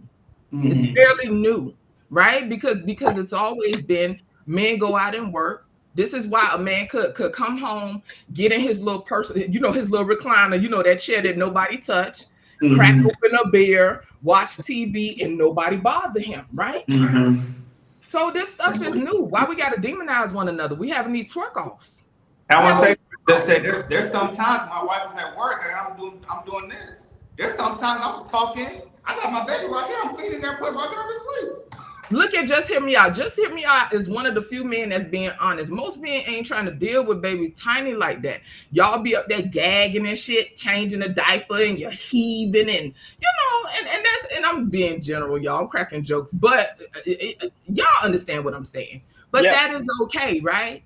But the problem is we have to keep getting into these things where it's like, no, we more important. No, she more important. Like, all that shit is weird, man. At the end of the day, people got to figure out how to take one for the team and make everything work. But for men that's out here making time for ass, making time for all this weird shit, hanging out with homeboys and video game night and all this old weird shit, I don't want to hear nothing from them, man. I don't want to hear shit. No, but we're not talking about the aspect of a newborn or a baby. 1 to 5, we talking about when they are like of age, like let's say 10 years old, going into their teens. Even then, the average man will make time for what he wants. They slave the coochie. So what we talking about? Just like Sugar Mom just said, most women in America have to work. The average woman ain't at home all the time. It's a lot. Don't get me wrong. There are a lot of homemakers, housewives, whatever y'all would call them, stay-at-home mom, There are a good amount of them, but the average woman have to go outside too. To me, it's just social. It's just a social. It's more of a social thing, like with men being present. Men are just, a lot of people are just becoming more aware of the importance of men being present, not just providing resources. This is why I keep trying to remind men that y'all more than a dick and wallet, but many men will continue to deduce themselves to a dick and wallet. So I'm going to go on mute and hear y'all thoughts. Yeah, I would say Hassan and Ruthless, what is your thoughts? Do you have any thoughts? Go ahead, Ruthless. So, this is an interesting conversation, right? Very interesting, because but the thing what's wrong with the only thing that's wrong with it is it's a single mama epidemic. It's pretty serious.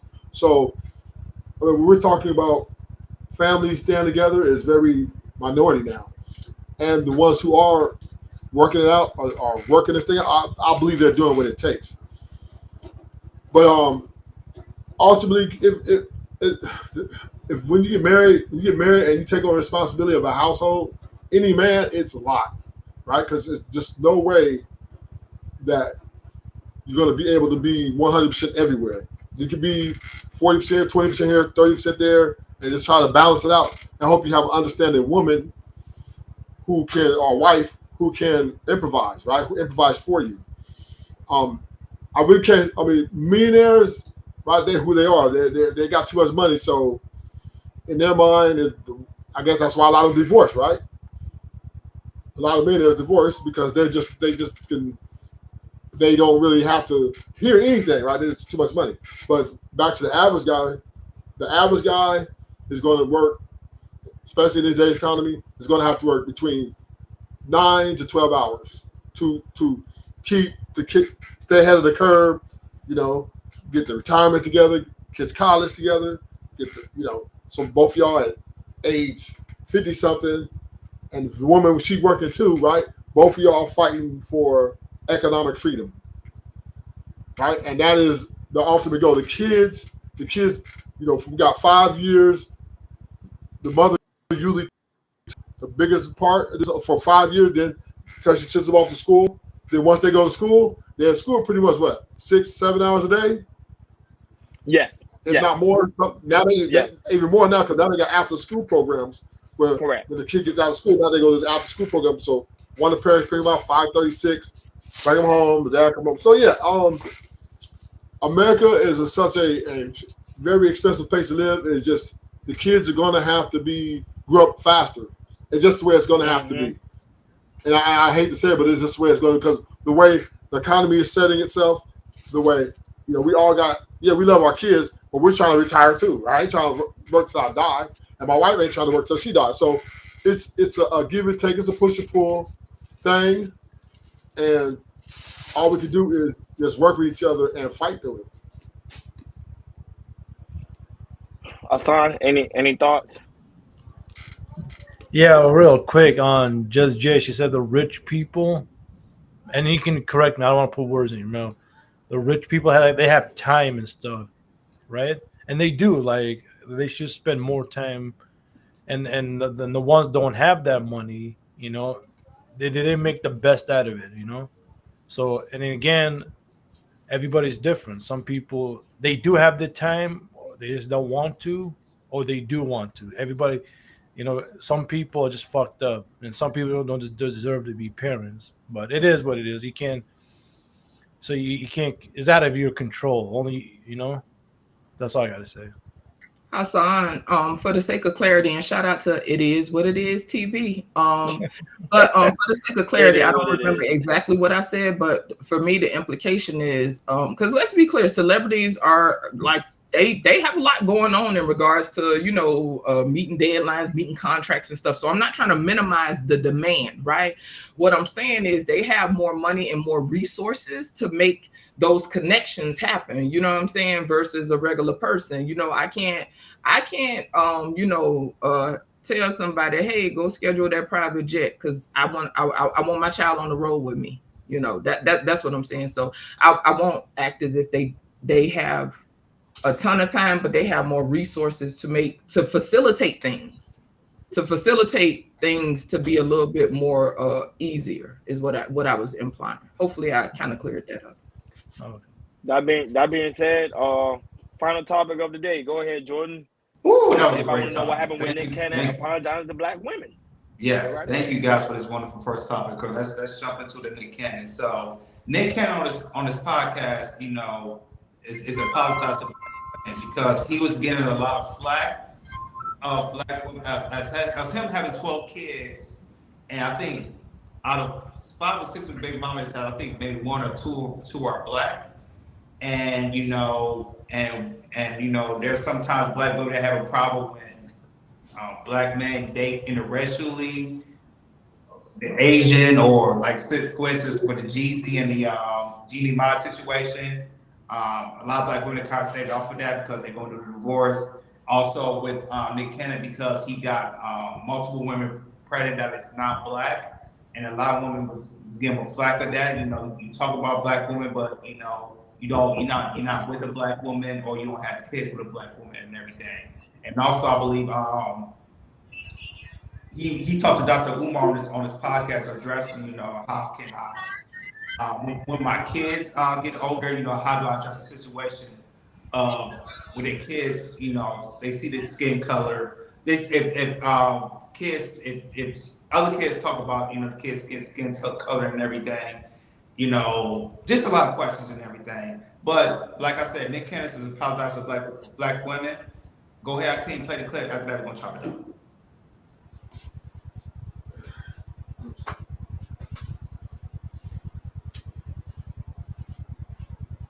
Hold on 1 minute.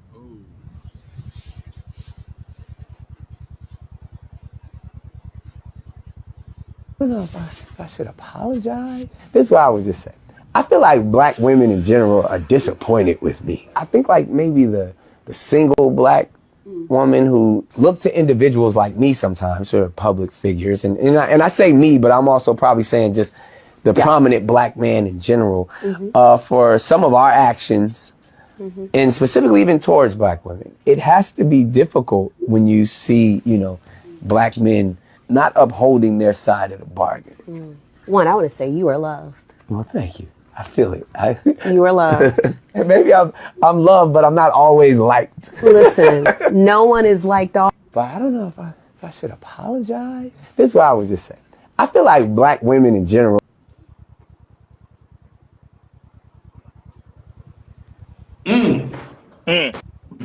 Something Okay. right there. Something right there. Yes. But go ahead, Hakeem. You know, what's your take with Nick Cannon?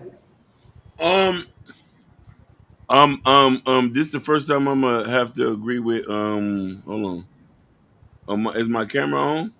Yeah. Yes. Yes. It's on. Yes. So I'm gonna have to agree with Stephanie Watkins on this one. He's from San Diego. Like that should answer that question. We I all don't know this, understand the reference. meaning that so look at Well, she was born and raised in San Diego, so she knows. I know, but what does it mean? I don't know what people. I'm just asking. Oh, okay, okay, y'all do I'm it. asking. I just sent her a question. he's from a place where is predominantly white and Hispanic. So you tend to date what's dominating there. You know what I'm saying? So it's that's the thing. But we all know this. There's a sector of men in our community who are colorists. There's a sector of men who don't want to date black women. I've been in states. Now that I'm not going to shy from. And I can agree. I've known some men who preference white women over black. Well, she's here now. Stephanie Walker is here. But Hakeem, just because they don't date black women, that don't make them colorists. I don't think that'll make them colorists at all. That's just their preference. That's just their preference. No. So it's a lot. It has to do with a lot of self-hate too. No, it do not. Yep. No, they just don't like. They I'm just don't like standing black on women. business today. I'm standing Stand on ten business. toes down on that. We could debate that. No, I'm standing they just on don't like- business today. They just don't want to. They just don't want to deal with them. Doesn't mean they are racist. They don't want to deal with them. No. Listen. Like I have homeboys that just all they do is date white women. They don't want to deal with black women. Listen, And I bet that they might got a sprinkle of sassy in them. No, that might be no. outliers. Go ahead. Go ahead, Stephanie. Go ahead. Because you just can't. Hey, Stephanie, by the way, but go ahead. Hey, y'all. So yeah, I'm from San Diego. San Diego men, particularly black men, they do not date or check for black women at all. It's like a desert in San Diego when you're like thinking about dating black men. They definitely prefer Latinas. They prefer white women, or Asian women. Like they will scooch past you. And I speak to this not just from living there too, but my dad is the same exact way. My dad speaks down on black women, and that's been his experience, right? So like this is something, that for sure. And I think it has a lot to do with like the military and how aggressive a lot of Latina and white women and Asian Filipino women, how aggressive they are. Like they are definitely aggressive when like approaching. Yeah. Aggressive girl. Lying. I thought it was only black women aggressive. Oh, girl. No. And don't even get me started on that, because this whole propaganda of like, we don't want to deal with black women. These are men who are feeding into the perpetuated idea that black women are difficult, when the reality of it is like all people can be difficult when you treat them messed up. It's just a certain limit of which black women are going to tolerate. And when we do tolerate it and we don't like it, we speak up on it. But we have for so long been labeled and identified as being aggressive, difficult, having attitudes, being ratchet, that now when you have other women who did it, they're like, oh, they're not looked at through the same. Dang, I hate her shit. When she come back, quick question. I just wanted to know. So for the sake of the conversation, I'm assuming based on what she said that there are black women that are available, right, in San Diego. Yeah, pretty much. Okay. Yeah. Say less. I'm going on mute. But it's just the men don't want to deal with them because remember, there's a stigma that's out there that black women have a bad attitude. Black women are twerkers. Black women, they don't know how to behave themselves. It's a stigma. It's a narrative that they have painted towards black women. However, like Ruthless left the panel. You know what I'm saying? So, he didn't want to get involved because he's in LA as well, same as Jordan. So he knows. Did he leave the panel because of that, or did he just lose his signal? Maybe he lost his signal. No. Ruthless went back to the Lion's Den. Yeah. But so some people have their emotion when it comes to black women, and they choose to pick whoever they want to date. That's why I told Hakeem it's not always about self-hatred. It's just that they prefer to date white women.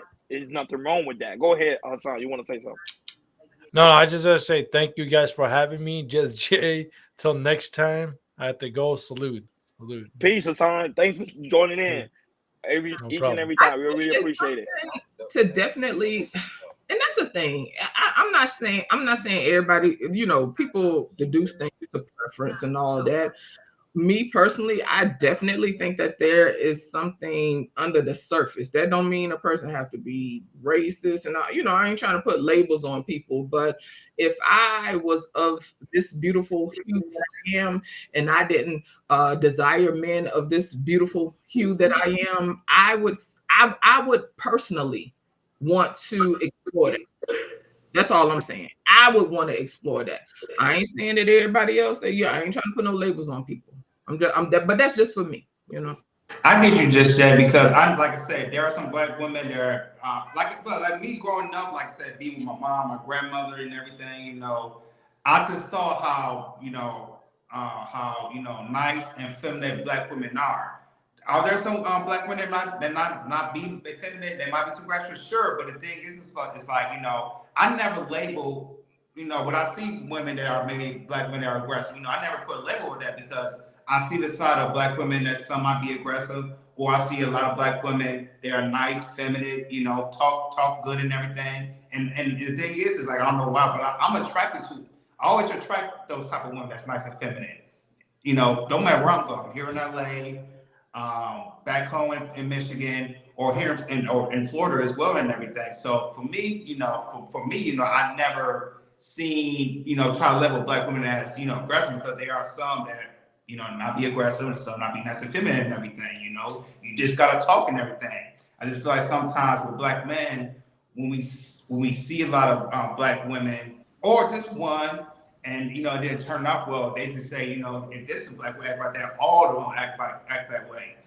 Also, they're not just, you know, talk a bad on. Sometimes they get in their passports, like Oscar Holloman, you know, he's the guy who take that passport and, you know, visit, you know, South America, Africa, Europe, Asia, and, you know, and the thing is like, you see how Afro-Latino women like act, you know, nice and friendly. You see how these women from Thailand act, you know, nice and feminine, friendly. They keep their weight right, and also Africa too. He said, you know, African women, you know, they know how to do well, except for these Black American women and everything. And I feel like, you know, when we have one mishap of a relationship that goes wrong with just a Black woman in America, it just spreads about. They just think all Black women act like that, and you know, and they get stuck like that, and they feel like, you know, it's not going to work well. So I'm just going to jump in another race, or I'm getting my passport. I'm going to go to a different country. And Jordan, what's interesting, and shout out to LTTV, he did a live, I think it was yesterday. He was covering Austin Holloman's mother or something like that. That gave me a lot of perspective, you know what I'm saying? But as y'all know, baby in the bathwater, we finna throw it all out, you know? And so it's crazy. And I think I just never had such an experience with any Black man that I've dated. I've never had such an experience, and I've had some tough experiences. Hakeem and Ronnie know, like, I done been through some things. Yeah. It has never left me saying all Black men, all you niggas, all you. But and so maybe it's a personality thing amongst men and women that you know, it's just, it's tough. But like Stephanie was saying, like y'all was bringing points about the stigma. It's a crazy stigma out there, and it's quite annoying. There have been times even here where I live where I've made myself smaller simply because I didn't want to be viewed as the angry Black woman when my shit was fucking justified. You understand? It's fucking annoying. It's no different than a Black man walking outside and people looking and saying, "Oh, he's big and Black." It's no different, but yet we keep having this crazy ass dance with each other. But anyway, but think about it. Go ahead. No, I'm gonna say, think about it. There's been a lot of conversation when they say all Black men are bad, all Black men are criminals, all Black men are not educated, all Black men don't have a mind of their own. So it's the same damage. Same damage. Yes.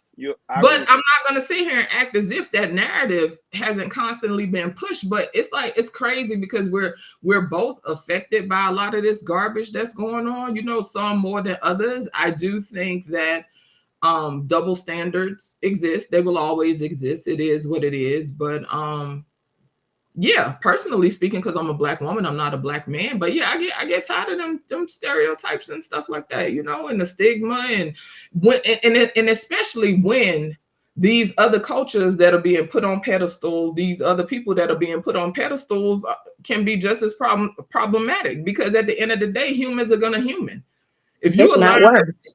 Yeah, if you align with a difficult ass woman, like, I mean, what is it? We in Miami. We from 305. We done seen them Cubans with the chanclas slinging that shit, diving on top of cars and shit like that. I live out here on the res. Okay, these Native American chicks be diving on top of cars with they long, pretty ass hair. You hear me? I'm talking about hair past they booty, beautiful hair, diving on top of cars, squabbling. They be fighting. All you see is hair flying. I don't, but you know, but as usual, societal propaganda, you know, is constantly pushing that black people are the worst of the worst of the worst. And a lot of us eat that shit breakfast, lunch, and dinner, and they could kiss my ass on every angle. And shout out to Just Hear Me Out talking about the dating shows that be on. They push up stereotypes too. So yeah, I'm going. This is a good talk. I'm going on mute. Go ahead, Stephanie. No, I think you speak in facts, Jess. Like, I feel like there's a lot of horizontal hostility within our community. And when we're talking about horizontal hostility, that's like when oppressed people believe the oppressive thoughts of others. And then not only do you believe it, like you impose those thoughts on that group of people. So for black men in particular to continue to talk down about black women, like, you are subscribing to horizontal hostility. And I think for me, and this is my opinion, I feel like what hurts so bad is like we're already like treated like, you know, we're already treated the worst. And so not only are we already treated and viewed the worst by society, like now we get treated and viewed the worst and then broadcasted that we are the worst by our own men. And these are men where we have been brought up to protect. These are men that we have been brought up to, when I say protect, like, I'm not talking about like fight for, fight for, because like these are things where it's like women, you know, black women for a long time wouldn't speak on things because we don't want our men to come and fight and have, you know, get, you know, arrested or have the police involved back in it. So it's just like, I feel like it's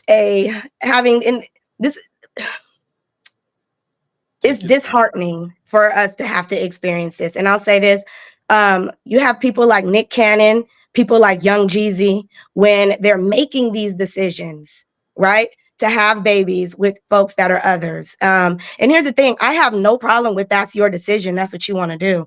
Just don't down us in the process. That's number one. But number two, like, we don't want your apology. You made your decision, and I guarantee, like, Jeezy made this decision.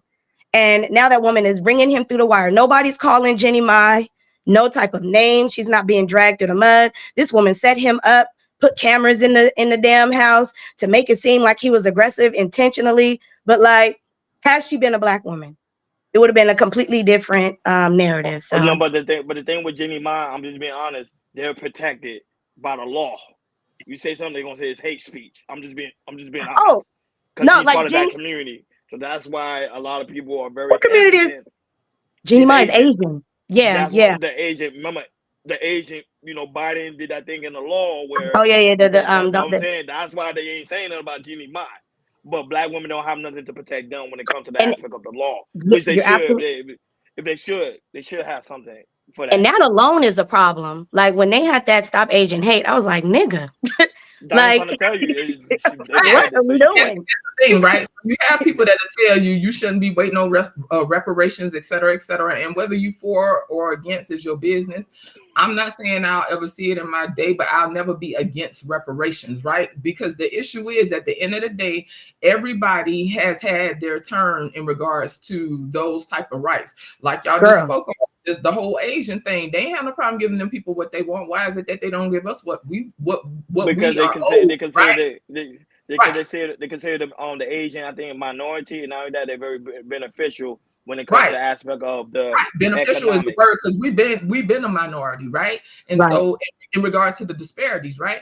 And so now they have no problem getting what they claim they deserve, but we have yet to get what we're owed, and then we'll have twerk offs in the community about we don't deserve it because what we gonna do with our money. Do they go around telling each other what to do with their money? Even if they do, they still gonna get what they owed or what they think they word. Mhm. I just want to touch on what she said in regards to the horizontal hostility. I keep saying this all the time. If we are constantly dealing with systematic oppression for centuries, right? Oppression comes down. And then it spreads laterally. It's lateral violence at the end of the day. Horizontal hostility, lateral violence, oppression comes down, then it spreads out. If I take a big cup of water and pour it on the floor, it's going to come down, then it's going to spread out. It's the same thing. But yet we constantly fight one another. And then we make excuses, and then we have these constant fucking twerk-offs because everybody's trying to manage other people's behavior instead of having a sense of accountability. I was on a panel the other day where niggas was complaining and literally saying that a woman has to make them put on a condom. Why is a woman making a leader do anything is beyond me, and this shit is crazy. And people are their sanity. Ain't nobody starting Hakeem. Wow. Listen, Hakeem, if you don't want to put it on, just be honest. But don't be sitting here talking about a woman got to make you as a leader. You understand what I'm saying? Ain't no way a leader got to be made to do anything by this shit is crazy out here. People losing their mind and they compromising their sanity just to be right. People are batshit crazy out here. But as far as Nick Cannon, I'm tired of these motherfucking apologies. Okay, I'm tired of these apologies to black women after niggas go outside. Okay, y'all outside the gate, motherfuckers take you through the ringer, and then we supposed to come back and coddle your monkey ass and make you feel good. And oh baby, come lay your head on my chest. Man, fuck all that shit, nigga. Move around, take your ass back outside. Like, what is it? Yeah, go back. What's that in the space talking about? Oh, y'all want to go and divest? Y'all go over there to that white man so he could cut you up and put you in the fridge and all. Like, I'm crazy out here. And I ain't nobody to say. Right, and it ain't nobody. Well, hold on. Let me say this, and I'm gonna let you have it. It's no one to say that somebody have to make you pay, right? Because I'm not one to hold things against people. But if y'all notice, there is a pattern of black men apologizing to black women. That's all I'm saying. I ain't saying whether or not people have to make people pay for life, because I don't believe in that, right? But if y'all notice, there is a pattern. Why is this a pattern? Why is this a pattern, right? But motherfuckers always talking about black women the problem. It's the black women, your black bitches, your single mothers. Just like we had this conversation earlier, and the man on the panel brought up single mothers. What the fuck that had to do with what the fuck we was talking about? Because at the end of the day, people want to have a goddamn twerk off. This shit is weird. It's very weird. So yeah, Hakeem, tell me about going in raw. Tell me all about it. No. Listen. Black queens, listen. Black queens forever. Snow money never. Black queens forever. Snow money never. That's all I got to say. Shout out to Slimmy. No condom. I'm not talking about going sushi. I ain't talking about nothing. I plead the fifth on that. I plead the fifth. Y'all not gonna get me, man. You compromising your sanity by saying that a woman gotta make you put on the condom. The dude used the I'm not answering none of that. That's too rich for my blood. So dude say if you laying down and she come and climb on top of you, do she still have to make you put on the condom? That nigga said yeah. So I say so. It don't matter. I agree with him though. Your woman should. Honey, I'll deal with you later. I'm going on. No, I'm being honest. I'm being honest. If the woman climb on top of you, if the man, you in the moment and you want to protect yourself, remind that man, hey, put on this. You better put this thing on. So if she climb on top of you, she got to make sure you got on the rubber, and then if you get on top of her, she still need to need to make sure you got this thing on. I mean, I'm gonna say the thing is, y'all crazy. I can't say no. There's other contraceptives you can use other than condoms. I'm just saying. Right, but it's the whole fact of the matter that these leaders is going around talking about what the fuck a woman gotta make them do. That don't even go together. Do y'all understand what I'm saying? This what you just said. These leaders are not leaders of what you just said. Exactly. That's my whole. But hey, listen, Jordan. That's the whole point. And with that, I'm gonna go on mute. These niggas need to shut the fuck up. Shout out to Slimmy. Shout out to Sapphire Great. Sapphire, we know you rising soul. She gave him a different account.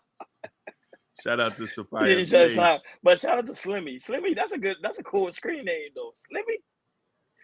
I'm trying to find out who that is. Slimmy Daddy. Slimmy cool people. Slimmy cool. Oh, so you know Slimmy? Yeah, I know Slimmy. He cool. He good people. Slimmy from where? Because I'm trying to find out from where. From what He channel? be on other channels and stuff like that. I call him Man, Slimmy shout out to Daddy Slimmy, because you know the real Pookie one day that nigga sound drunk and he was trying to squabble with Slimmy on the pedal and he was like, yeah, what's good, Slimmy Daddy? Like, so anyway. Yeah, he laughing in the chat. He laughing. But go Okay, ahead, so Stephanie. Hakeem pleads the fifth on the sushi. I'm gonna go on mute and let y'all Yeah, talk. Hakeem's scared. He's scared. He don't want to Yeah, get. No. He don't wanna get I don't got no comments on that. That's too rich for my blood. No, but Ken Dog say what he said. Nick Cannon should never apologize for what? He don't need to apologize. Stand on That's business, his preference. Yeah. Stand on what you stand on. If you like Stand what on you business. I what you like that. don't get to No apologize. apology needed. When Ken Dog say no apology needed, I agree with him. He should never apologize because remember that's his preference. He preferred to date other type of race of women. He just don't want to deal with black women. That's on him. Stephanie don't like that. She like no. I don't think it's not even that I don't like. I just think that it's dumb. Like even the whole preference. Whoa. Like I just think that it's dumb. Like why do you have to apologize? Like for sure keep your little whack ass apology. But I really think that nigga is starting to. I really feel like Nick Cannon, after having that conversation with Dr. Umar, is probably starting to reconsider some of the decisions that he's made. Because I don't think that.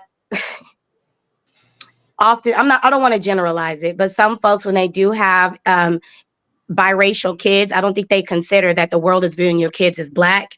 And with that, there's a certain level of bringing them up. You have to bring them up a certain way. And that affects the black community if we're not careful. And that used to be a thing back in the day when you used to have like biracial kids mixed with black and white, how there was like an affliction on the black community because of these people who were brought up and raised as white, but really were black and then started to do detrimental things to the black community. Anyway, we're starting to see that now play out live. I might get beat up for this, but with Drake, like Drake is a cornerstone. That man was not brought up in the black community. He was brought up Jewish and white. That's what he identifies as. And now he's wearing his black mask and walking around parading and making money off of the black community. Anyway, I said all that to say Dr. Umar handed Nick Cannon his butt. It made him realize how he is single-handedly affecting the black community. And I want to say this. Put everybody in. We so gracious. Everybody I want to always say this too about Nick Cannon. It's like your action is Darren Holly show because it's not like you had kids with it's not. I'm gonna say it like this. It's not like he just had kids with a chick with a non-racial. He did it 3 times in 1 year of having kids by multiple baby mamas, and 3 in 1 year.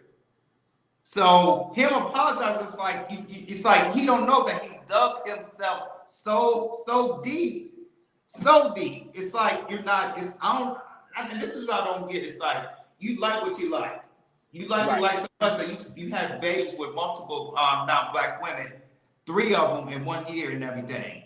And now you say it's like, okay, why so black women are attacking me and everything? Because you like what you like. And when you say Stephanie about men in San Diego, it's like they have preferences of dating, women that's not white and everything. Okay, I totally get it. I totally get it. I kind of see what Nick Cannon mindset is and everything. But the thing is, it's like now, you got all these kids. You got 12 kids, and now it's right now. It's like, okay, now you want to apologize for the stuff that you did. But it's like the thing is, it's like you've been doing this with your whole life and everything. Yeah, like nigga, you don't care. Like, is this apology genuine? Like, you really don't care. And then what are you apologizing for? That's what I'm saying. For mismanaging the peen? Like, what are you really apologizing for? But let's say in all clarity, you can't get upset at Nick Cannon if somebody asks him in an interview, why you choose not to deal with black women? And if for his own opinion, he say, hey, because I find them to be ruthless, ruly, or I can't really conduct myself with them.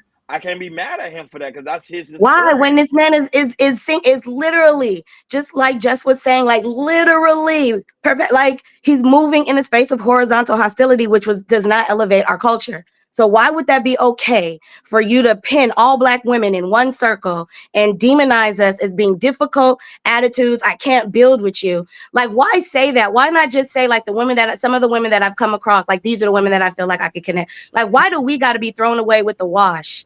Because this is a decision that you made. Like, I don't like that. It's his experience. You can't get mad at a Well, man's okay, experience. so You have this is different my thing time though, with his right? experience. I totally Go get what ahead. Stephanie's saying though. She's saying like, why is it that is the constant thing with us, right? And I don't want to. I can only generalize, right? And hopefully people No, can get. because look what happened Hold to on, Fresh and excuse me, Fit. Ronnie. Excuse Go me, ahead. Ronnie. Hopefully, hopefully people can gather context and inflection from what I'm saying. At the end of the day, I don't see en masse Asian men throwing away their women, even if they have bad experiences. I don't see Brazilian men saying these Brazilian bitches gotta go. You better talk. I don't see it in mass, is what I'm saying. Am I saying that some of those men haven't had bad experiences and decided to move outside of that? No, I'm not saying that. What I'm saying is, in mass, Black men are the only men I've ever seen behave on this level. And I really hate to say, I hate to generalize it, but that's the only way I can explain it. So hopefully people who have inflection and context understand. So No Chaser talked about divestors. It's the same thing, but divestors are new. This hasn't been an ongoing narrative with divestors. Divestors is fairly new. And don't get me wrong, they are just as jaded. But this has been an ongoing thing with Black men saying that Black women aren't good enough. And I'm not talking to the Black men who appreciate Black women. I'm not talking to those. I'm talking to the conversation. You know what I'm saying? So, but that's I disagree. I don't see other men doing that. I disagree. Not in mass. Show me in mass where other men saying that shit about they women constantly. Just like Austin Holloman. Listen, Austin Holloman took his ass over there to them people country, trying to handle because he thought he could go to another man's country and run roughshod all over their women, and even the trashiest of trash men in those countries are not fucking having it. They not. I don't care if they over there beating them women for breakfast, lunch, and dinner. They are not gonna allow other men to come from another place to run roughshod over their shit. That's why. You got it. I was gonna say that's why you still going to Brazil anymore, because he's been exactly. They not having but I'm gonna see that there's no man that do it. I'm gonna say, what's his name? Freaking, he was on Fresh and Fit. I think it's Dustin. That's the one that got divorced. Dustin just talk about his wife, and she's white. That she I don't see, but okay, but I don't see in mass that. Okay, so is that blue-haired Smurf ass motherfucker? Correct. Saying, yes. I'm not fucking with not another white bitch on this earth, cause they ain't shit. It ain't nothing but a bunch of single mothers having a bunch of biracial ass children with these Black kings. Do you hear white men saying that in mass? They're not saying it like that. Listen, No. Ronnie, this is what I'm referring to, the in mass. Black men are the only men that I see doing this in mass, is all I'm saying. And that's just anecdotal. I can be disproven, and that's okay. I'm just giving you my perspective. The white men that can't stand women and shit like that or whatever, they usually just, they go in their little groups and playing weird shit, to take out in real life. You won't let me go in my bag. I want to give you one more thing. Okay, do your thing. Let me go on mute. Okay, the red pill community, that was not created by Black men. That was created by white men. You know that, right? The red pill. Yeah, and niggas hopped on the train. Go on and get in your bag. When we're talking about chasing white validation, them niggas is gonna hop on anything to subscribe to try to have just as much power. White men don't talk bad about their women. I'm saying they do, because the red pill community was created by white men. Incel community was created by white men. That was not created by Black men. That was not gonna give you more. What are we talking about? But they sit over there and they commune amongst themselves. They are not in mass all over TV. They are not in mass all over TV. These movements have become popular, right? But they are not moving in mass all over TV screens, all over social media. They have groups, they have little sects that are off in the cut, whatever. Then niggas decided, these niggas, hey, well, let's jump on this train. And even them damn printer paper color people said, nah, we don't want y'all Black asses over here, and kicked y'all the fuck out. Now, just listen to what I'm saying instead of trying to squabble with me, goddamn it, Ronnie. You know what the hell I'm saying. Y'all can say what y'all want. Just like No Chaser, he know I love him dearly, but I don't want to hear that shit. He say Black men get shitted on, then move to another color. Well, what the fuck is it with y'all that make y'all so fragile? When did y'all become so fragile? That's what I want to know. Because like black women have been a lot of times just been dating black men, and we get shit that like we've had a lot of shitty experiences, but we still stay down with them. And then now it's starting to become a thing where everybody get hurt. We all done had out. We all deal with shit. I haven't yet experienced a man. Not paper printer people. To the point where I said, you know what? Fuck all these niggas. I don't want to look at your old melanated ass. And Slimmy, I don't want to see your fucking chocolate face anymore. You black son of a bitch. I ain't never had that experience. I ain't never had that experience. I'm just saying. Well, no, take like black men have always been fragile, but maybe that's another conversation. Shut up, Slimmy. I want to hear you. I'm going on mute. Capping. You up here capping. Good. I'm capping. Go ahead. I'm capping. Shout out to the panel. Shout out to the chat. Capping. You might you're not lying about your experience. I'll push your ass down the stairs. What you're not lying about your experience, but what it is, the truth is, actually, black women, oh Lord, they date out more than any other culture. We are not in mass trashing black men. That is new. I did not say about what you niggas stay windmilling. Niggas, you got shoulders. You done tore your rotator cuffs out the frame with all this. I said 5 things. And you I ain't don't letting care me speak. because I don't want to hear because I'm ignorant. Because I don't can't come on. just conversation all day. I don't care. You just told Ronnie you want to have a twerk off. If you want to have a twerk excuse me, I'm not twerking at all, man. It's a twerk. I don't twerk. I am a man. Stop that ass. Shake that ass. No. I'm not a man. I'm gonna go on mute. I'm sorry. No, I just thought he won the battle. I do not like Drake. He won the battle. You still mad about that? Wow, he did not win the battle. He definitely won. He definitely won. We don't want to get on that. Yeah, we ain't gonna get on that. That's irrelevant. So, yeah. But the thing is, like, I don't hear anybody ever. Serena Williams ain't never apologized, and nobody's ever held her to the fire for nothing. Like, she don't even want to look black anymore. I never hear no smoke for them. Get in your bag, I never hear any smoke for the black women that want to get out. And it's majority of black women black women are the majority that want to move on away from the black man. They separated from the black man. They separated themselves, even using feminism as the way out. This is not a talking point. These are the facts. Now, I'm not saying anybody on this panel, I'm not saying anybody in the chat is like that. But the majority that are trying to get out, this is what they do. They go deal with the other races. There are stats behind that shit. I mean, you could go look it up on the black, what is it? The black census. The black census, all those stats are in there. I don't even like doing that, but these are just the facts. You can't argue with that shit, man.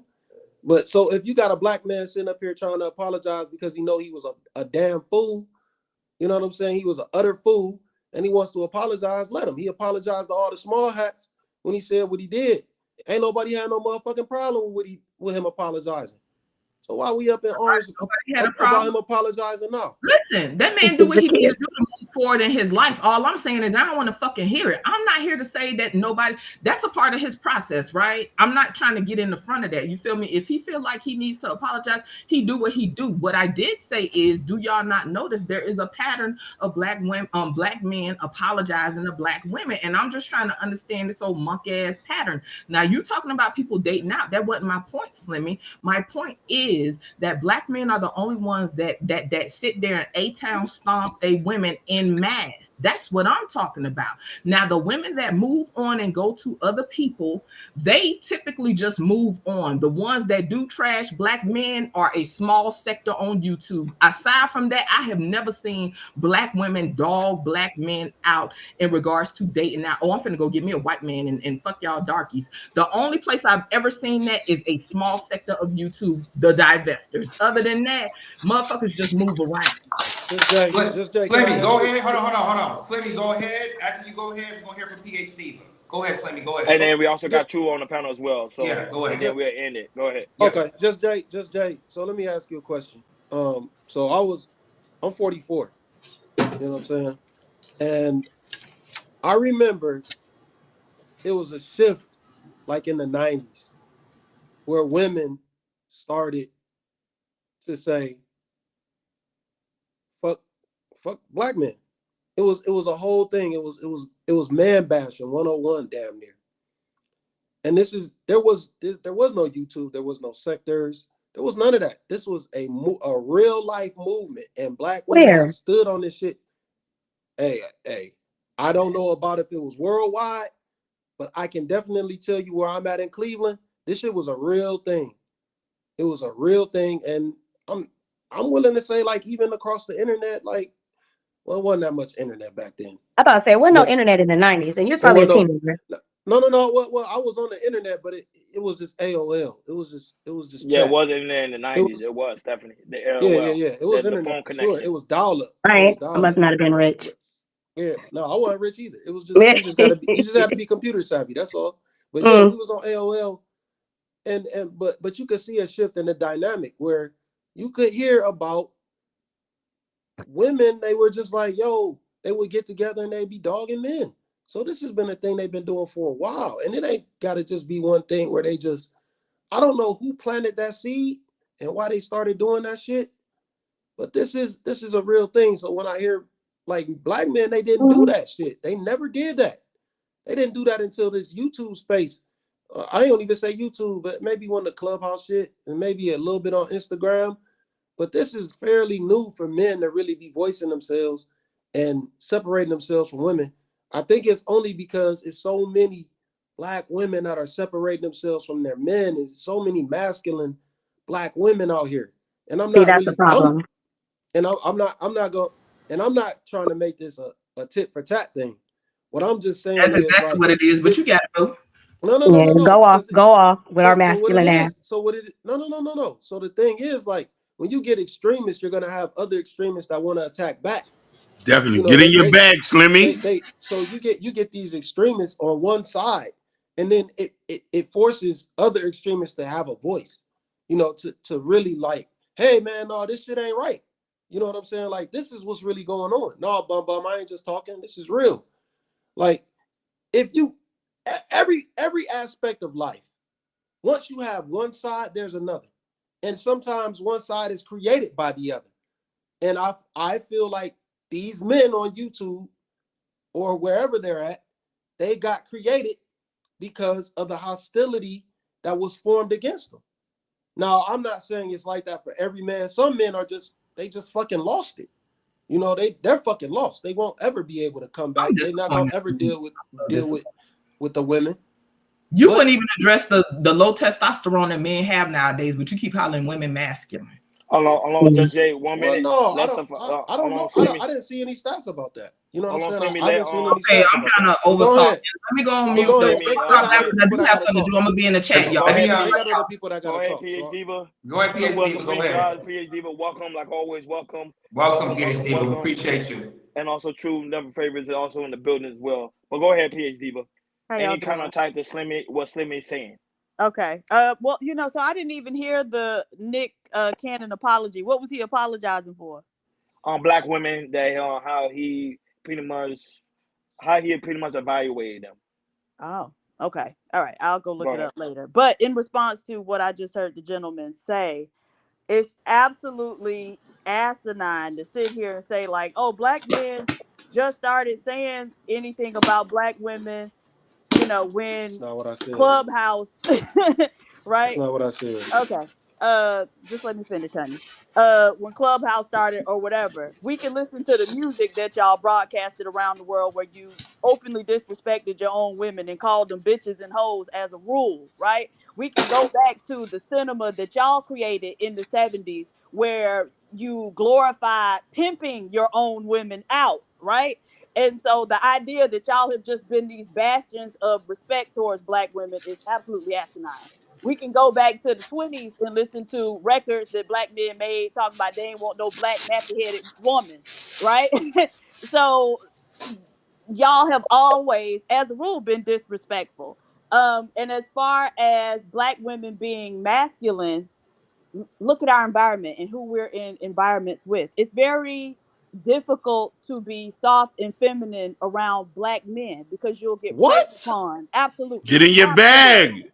Absolutely. Right? Get in your bag, Diva. I stay in mine. Yo, this is wild. And so it's very difficult to be, I mean, there's a reason why Black women experience higher rates of domestic violence, SA, intimate partner homicide, right? And we know who we with more often than not. And so look at the communities and look at, it's the reason why Black men make up about 6% of the population in this country, but make up about damn near 50% of the arrests for deletion. And so you can't be soft and feminine in environments with these men, because you will get preyed upon, you will get swallowed up and chewed up, swallowed up, and spit out. And so the idea that y'all will even want us to be, when y'all You can't say act no, the y'all. way that I'm sorry, no, but I didn't interrupt you, sir. But see, this is the thing. It's a prime example, right? They can't even sit there and listen, right? This is how lacking in discipline the average Black male is. Can't even sit there and listen. They got to talk all over you, right? And so again, expecting Black women to act like other groups of women and be soft or whatever when they in environments with, I don't even want to say animals, but it's an impossible ask, right? It's asinine to ask that. Or we wouldn't be here if we were soft and feminine. We have to develop a callus. That's the thing. When your fingers or your feet are injured, you develop a callus in order to be able to deal with those conditions that you're subjecting your hand or your feet to, right? When they dealing with rough shit, you develop a callus. And so Black women have to be calloused in order to survive around y'all. I yield This my is time. absolutely, this is asinine. Hold on, First off, Slimmy, hold your thought. Hold on, because you're gonna have the final say so, because we gotta make sure never favorite go, and then we'll let you close out, Slimmy. Go ahead. I want to say something too, if that's okay. Yeah, of If we course, can Stephanie, of squeeze in. course. Yeah. Go ahead. True. You there? What's good, G? How y'all What's feeling? Good. Feeling good, man. Feeling good. You feeling good, my man? The newbie dad. How the life being a dad, shorty? Hey, man, she's growing, man. She's 2 months. She's 10 pounds already, man. She's getting big. Yeah, that's solid, shorty. I'm happy for you, Jay. Yeah, Appreciate you, man. Thank you. No problem at all. Go ahead, So get in your bag. You said Nick Cannon apologized to Black women? Yeah, that is correct. What was the what was the reference? Like, what was he referencing to? To his children's moms? To what? Like in general, like the mistreatment and everything. Yeah. Oh, okay. So, I mean, if you look at it from his standpoint, he does owe apology, and a lot of us do. Like I've constantly came on here and admitted to my past behaviors, towards women, especially our women, if we want to call them our women. And a lot of us will say they are women at one point, and then the next point we'll say they ain't our women. So we gotta make up our minds. A lot of it came from ignorance, not knowing what a man is, and understanding the title and then the responsibility that came with it. But once I understood what it was, everything changed, and I started moving accordingly. What PhD Diva said, bro, she's telling the truth. I mean, we had to be honest. Again, I said this before. My targeting has changed because I realized that a lot of guys do not have my mindset. They are not moving the same way I am. They are not trying to get married. And if you listen to the catalyst of what they're trying to do, it's always leading back to ass. They're trying to get pussy. And what's happening is a lot of women are starting to so-called understand their worth and understand that they're not needing a man for certain things, and it's causing a lot of other men trouble, especially men that's not used to getting women or being able to galvanize the ears of a woman, or even being in a relationship. So they're starting to put a lot of pressure on us. And for a lot of us, we're going to fold. And for those of us that's used to getting women, we're going to continue to get women regardless. And it's never going to be hard. But yeah, we owe apology. Well, wow, Rufus, you okay? You feeling okay, brother? You're Yeah, right. I didn't check your temperature. we definitely owe apology. I mean, if you look at what PhD was saying, also the state of masculinity, like we like to say they're masculine, but we do not create a space for them to be feminine. We don't. We got to be honest. Go ahead, Slimmy. Go ahead, and then Stephanie, And if you do, show it to me. Pandering 101. Pandering 101, man. This is pandering. But no, like, so you're talking about a small percentage, man. Every woman don't get beat on by their dude. Like, that's crazy to even say something like that. Like, I don't even know how you could sit here and say men are animals and all this crazy stuff, and you can't be feminine around men. Like, black men. Thank you. You gonna let me talk? So do you lack discipline now? Well, you set the precedent, sir. So here we go. I'm following your lead. You the man, right? I'm letting you lead the way. Right. And see, that's the thing. When we start following y'all, you got a problem. Show some discipline. You did it. Complaining about me. You did it. Right. Exactly. I actually so you set the only thing I would. Okay, so here we go. We here now. So you gonna keep keep talking. Absolutely. Because you don't want somebody to land a point against you. Like you can't be setting the thing. You can't do stuff like that, man. You just gonna throw off the whole conversation to go tit for tat and be childish? Oh, okay. Like, so you set the precedent, but now I need to be the bigger person. I didn't set the precedent. Right. I got cut off the whole time I was speaking. Not by me. I don't even know if you was up here yet. Right. But I didn't complain about it. I didn't complain about it. This is the way the conversations have been going. Okay, well then we continue in the conversation the way it's been going. So I'm gonna cut you off. Okay, so can you let me continue, ma'am? You can go, but I'm gonna cut you off. Continue, ma'am. Can you let me continue? Go ahead. I'm gonna cut you off though. Go ahead. I ain't got nothing to say, man. Thank you. You ain't had nothing to say, no way. No, you didn't. You didn't. That shit crazy. Go ahead. I don't know what the hell y'all be on, man. Oh Lord. Go ahead. The disrespect just shows that you have a lack of discipline in yourself. Right. And you're a 44-year-old man walking around here looking like a 24-year-old man. Hey, Sir, I'm at home. I'm at home in my house. Grow up. No, you need to chill out. I'm not outside. You don't know me, man. Calm down, everybody. Don't get personal. Yeah. I don't have to get personal. I'm just repeating what I see. I'm talking about what I see. This is what you're showing me. I'm looking at you, sir. Ma'am, I'm in my house. Call him out, I'm in Debo. my house. You need to Call him out, Debo. You need to chill out. Okay, Slim. All right, Stephanie go. We're gonna let Stephanie go. I am wild. A straight up hyena, man.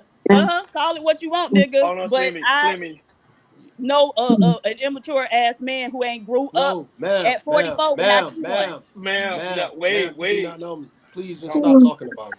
Let's go. We don't agree. Want to, disagree to but disagree. I'm replying to what I see. I'm done. Go. We're about to get ready for the after party at Action Channel. But go ahead, Stephanie. Go ahead. So just really quick, as I'm sitting here listening both to Slim and to the other young ladies speak on their points, one thing has just come to mind. And for me, like, I really would like our community to stop doing the finger pointing, because to be honest, we really have done a disservice to each other.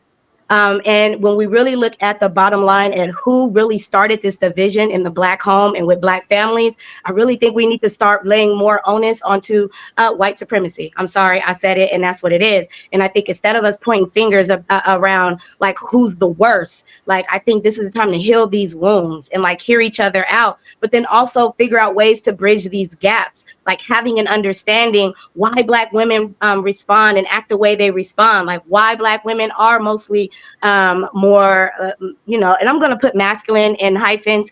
And it's not, Slimmy, it has nothing to do with like being beat on. I think we're talking about masculine energy. Like, we're talking about like, we're the ones who have to provide and protect our own families. Like, that's putting a woman in a masculine position. And so there are a lot of Black women who, unfortunately, because of the 94 crime bill, were put in that position. And so, again, like, when we look at systems that were put into place to separate and divide the Black community, it wasn't onus, of course, it's doing on both parts and subscribing to both. Like, we collectively have to come together to mend and heal together. Like, there's so many, I agree with PJ, there's so many layers to this and so much trauma, generational trauma, as to why we respond the way we do, why we act the way we act in our own community. And I really wish that at some point we'll be willing to reconcile, heal, and move past it. That's the only way there's going to be evolution in the Black community. Because right now, all this divisiveness and this arguing, at this point, like, not only is it starting to be disheartening, but it's low-key starting to be irritating and weird as fuck. And so that's my hope. Like, my letter to Black men is like, dear Black man, can we start over? Because we were set up to fail from jump. Our relationships were set up to fail from jump. We were ripped away from our heritage. Like, can we just start over?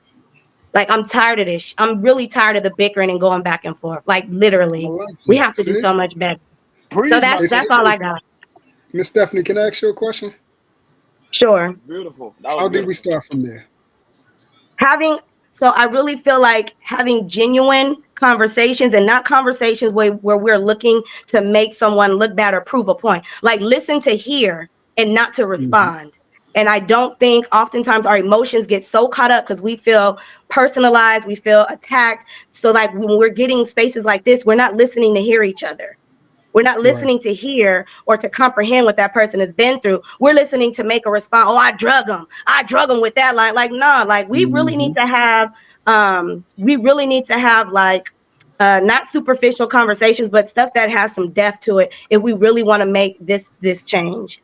So that's just my personal feeling. Hakeem, your final thoughts, because I see you about to go in. You got the ski mask. No, I'm ready. Check this out. Oh, go ahead. Black queens forever, snow bunnies never. Black queens forever, snow bunnies never. That's all I got to say. Hey, no, but shout out to Slimmy, shout out to Stephanie, shout out to True, shout out to Supreme Goddess, PH Diva. It's time to end the show. Sorry, guys. At the party at Ashton Channel. Ashton show. You got to go to Ashton Channel. Ashton, continue the conversation because this is juicy, big dog. You understand? You got Slimmy ready to get it off. You know what I'm saying? Hey, no, but shout out to Slimmy, though. I ain't gonna lie. Because Slimmy, I ain't gonna lie. You got a good point. Greatly meet you. Finally get to meet you because now we know who you is. Shout out to you, big deal. Shout out for sure. Come, bro. Come every Wednesday. We normally have panel Wednesday, sometimes Friday too. It depends on how we're feeling. Sometimes we let people have these dope conversations. We really do greatly appreciate you. Shout out to PH Diva. Well, Supreme Goddess, PH Diva. I love her because she do the pushback. But damn, PH Diva, you be going hard. That's not Miami in you. Hakeem, is your fault. Hakeem, that's not Miami in you. You see the Miami? You know how we act. That's that Richmond Heights. That's the Richmond Heights in me. It is. Sometimes that shit is attractive. Sometimes, but not all the time. It's always attractive. Shout out to Stephanie. Shout out to you, sweetheart. I see that you're having an event coming over there in Los Angeles. You want to tell the people about that? Oh yeah, for sure. So if you in the LA area this weekend, your girl is hosting a gaming event. It's called Mingo and Play at the Delph Bar. If you're interested, slide in my DMs. You can catch me at it's your girl Steph 10 on Instagram. On Instagram. So yeah, slide up if you're in LA and you want to pull up on your girl. I'll be in the building. If you single, have your shit ready because I'm probably gonna holler. Okay. Yeah. That's what I'm talking about. They scared out here. They don't want no black woman. Look at Slimmy. Oh, now you smiling. Look at him. He ready. Yeah, Slimmy, I'm glad to put a smile on your face. He ready to panda now. Look at he ready to panda. I ain't gonna be in LA. Yep. He ready to panda now. So No, I don't do no pandering. Slimmy was smiling. He had that big. I thought it was funny. Yeah. Go ahead, Slimmy. She said, slide in that DM. That's what I'm talking about. See, that's why I love black women. They'll tell you the truth. Slide in that DM. Go ahead. Don't stop. Slide in. You missed every shot you don't shoot, baby. Look at that, Stephanie. You changed them up that quick. I be telling you, the women got the power, man. Yeah, they do. Y'all can fix all this shit, man. I'm trying to tell you. Dude, that's fact. Now we got the True Number favorite, man. Make sure y'all subscribe to his channel. Make sure you subscribe to Sharon Gracie, because that's where Supreme Goddess be at now, because she left the Black House. Sorry. You know what? Stop it. No, Jay Brett, if you listen here, I'm joking. You don't hear me listen here, so I'm joking. But yeah. No, but shout out to you guys, man, for being here. We really do greatly appreciate it. Of course, you Slim. Guys, on your way out, please make sure you hit that like button. Please make sure you hit that subscribe button. Please make sure you hit that notification bell on the right-hand side. Remember, we do go live each and every Monday, Wednesday, Friday, 6 o'clock Eastern time. Like always, shout out to Just Jay, all you in mute for being in the building. Shout out to PJ for being in the building. Kendall, the mom father for being in the building. The lovely Shiesty Bomb was in the building. Shout out to Mimi, co-host of the Shiesty Event in the building. Shout out to Ashton, who's about to go live. So Slimmy, you might as well make your way over there because that's where we be at in the after party. Ashton be over there, have some dope conversation. He put his link in the chat. Click on it. He's getting ready to go live. Today is Wild Out Wednesday over there on his side. They have crazy conversation. Yeah, go over there and subscribe. It's really dope. We be over there. Hakeem be over there. Sometimes Jordan and also myself because I love going over there, especially on a late night. They be having some dope conversation. Ashton have you laughing the whole time. I'm being honest. You were laughing the whole time. He just went live now. So we making our way over there. Shout out to the lovely Black Beauty in the building. PJ is in the building. Shout out to the lovely Stephanie Watkins who's also in the building. So shout out to It Is What It Is. Hassan TV was also in the building. Just Hit Me Out was in the building. Great to see you. Shout out to the lovely Sophia Grace. Boy, she is fighting this week. She had a long week. But man, that lady staying strong. Shout out to her. Really do greatly appreciate it. Yeah, you're right, Ken Dog. No Diddy on that one. I forgot about that. No Diddy. Shout out to those that are watching us on Facebook, Instagram, and also Twitch. Make sure y'all give us a follow. Shout out to Keisha over there on Facebook. Also, the lovely Sherry Bryant and also Bobby Bryant and her son Scott and Gorilla Black. We also give them always a special shout out. Miss Reed, shout out to you, sweetheart, for always being in the building. I'm trying to see who else. We got a lot of people today, guys. So y'all have to forgive me if I miss you guys. Forgive me. You know I can't forget the lovely Natasha Vincent now was in the building. She's always here holding us down as the mother of the chat. We got things organized. Even though we like your pushback, we love your pushback here, Diva. I'm gonna buy you.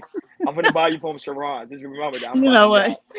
Well, y'all, thank y'all for having me. Y'all have a good night. You too, man. All right, you too. Thank you. All right, y'all. Take it easy. Take it All right, easy. Now that, guys, make sure it's also very important. Go to KI Culture Radio Community tab. In the community tab is the KI Culture Radio T-shirt, where me and Jordan have on the KI Culture Radio hat, the KI Culture Radio coffee mug that we've been drinking from, and also Prince Hakeem New Book Black Love. Come over here, support the platform. We really do greatly appreciate it. Like always, thank you for tuning in to KI Culture Radio. Remember, Ashton's live. Go right over there for the after party. We over and out. Peace.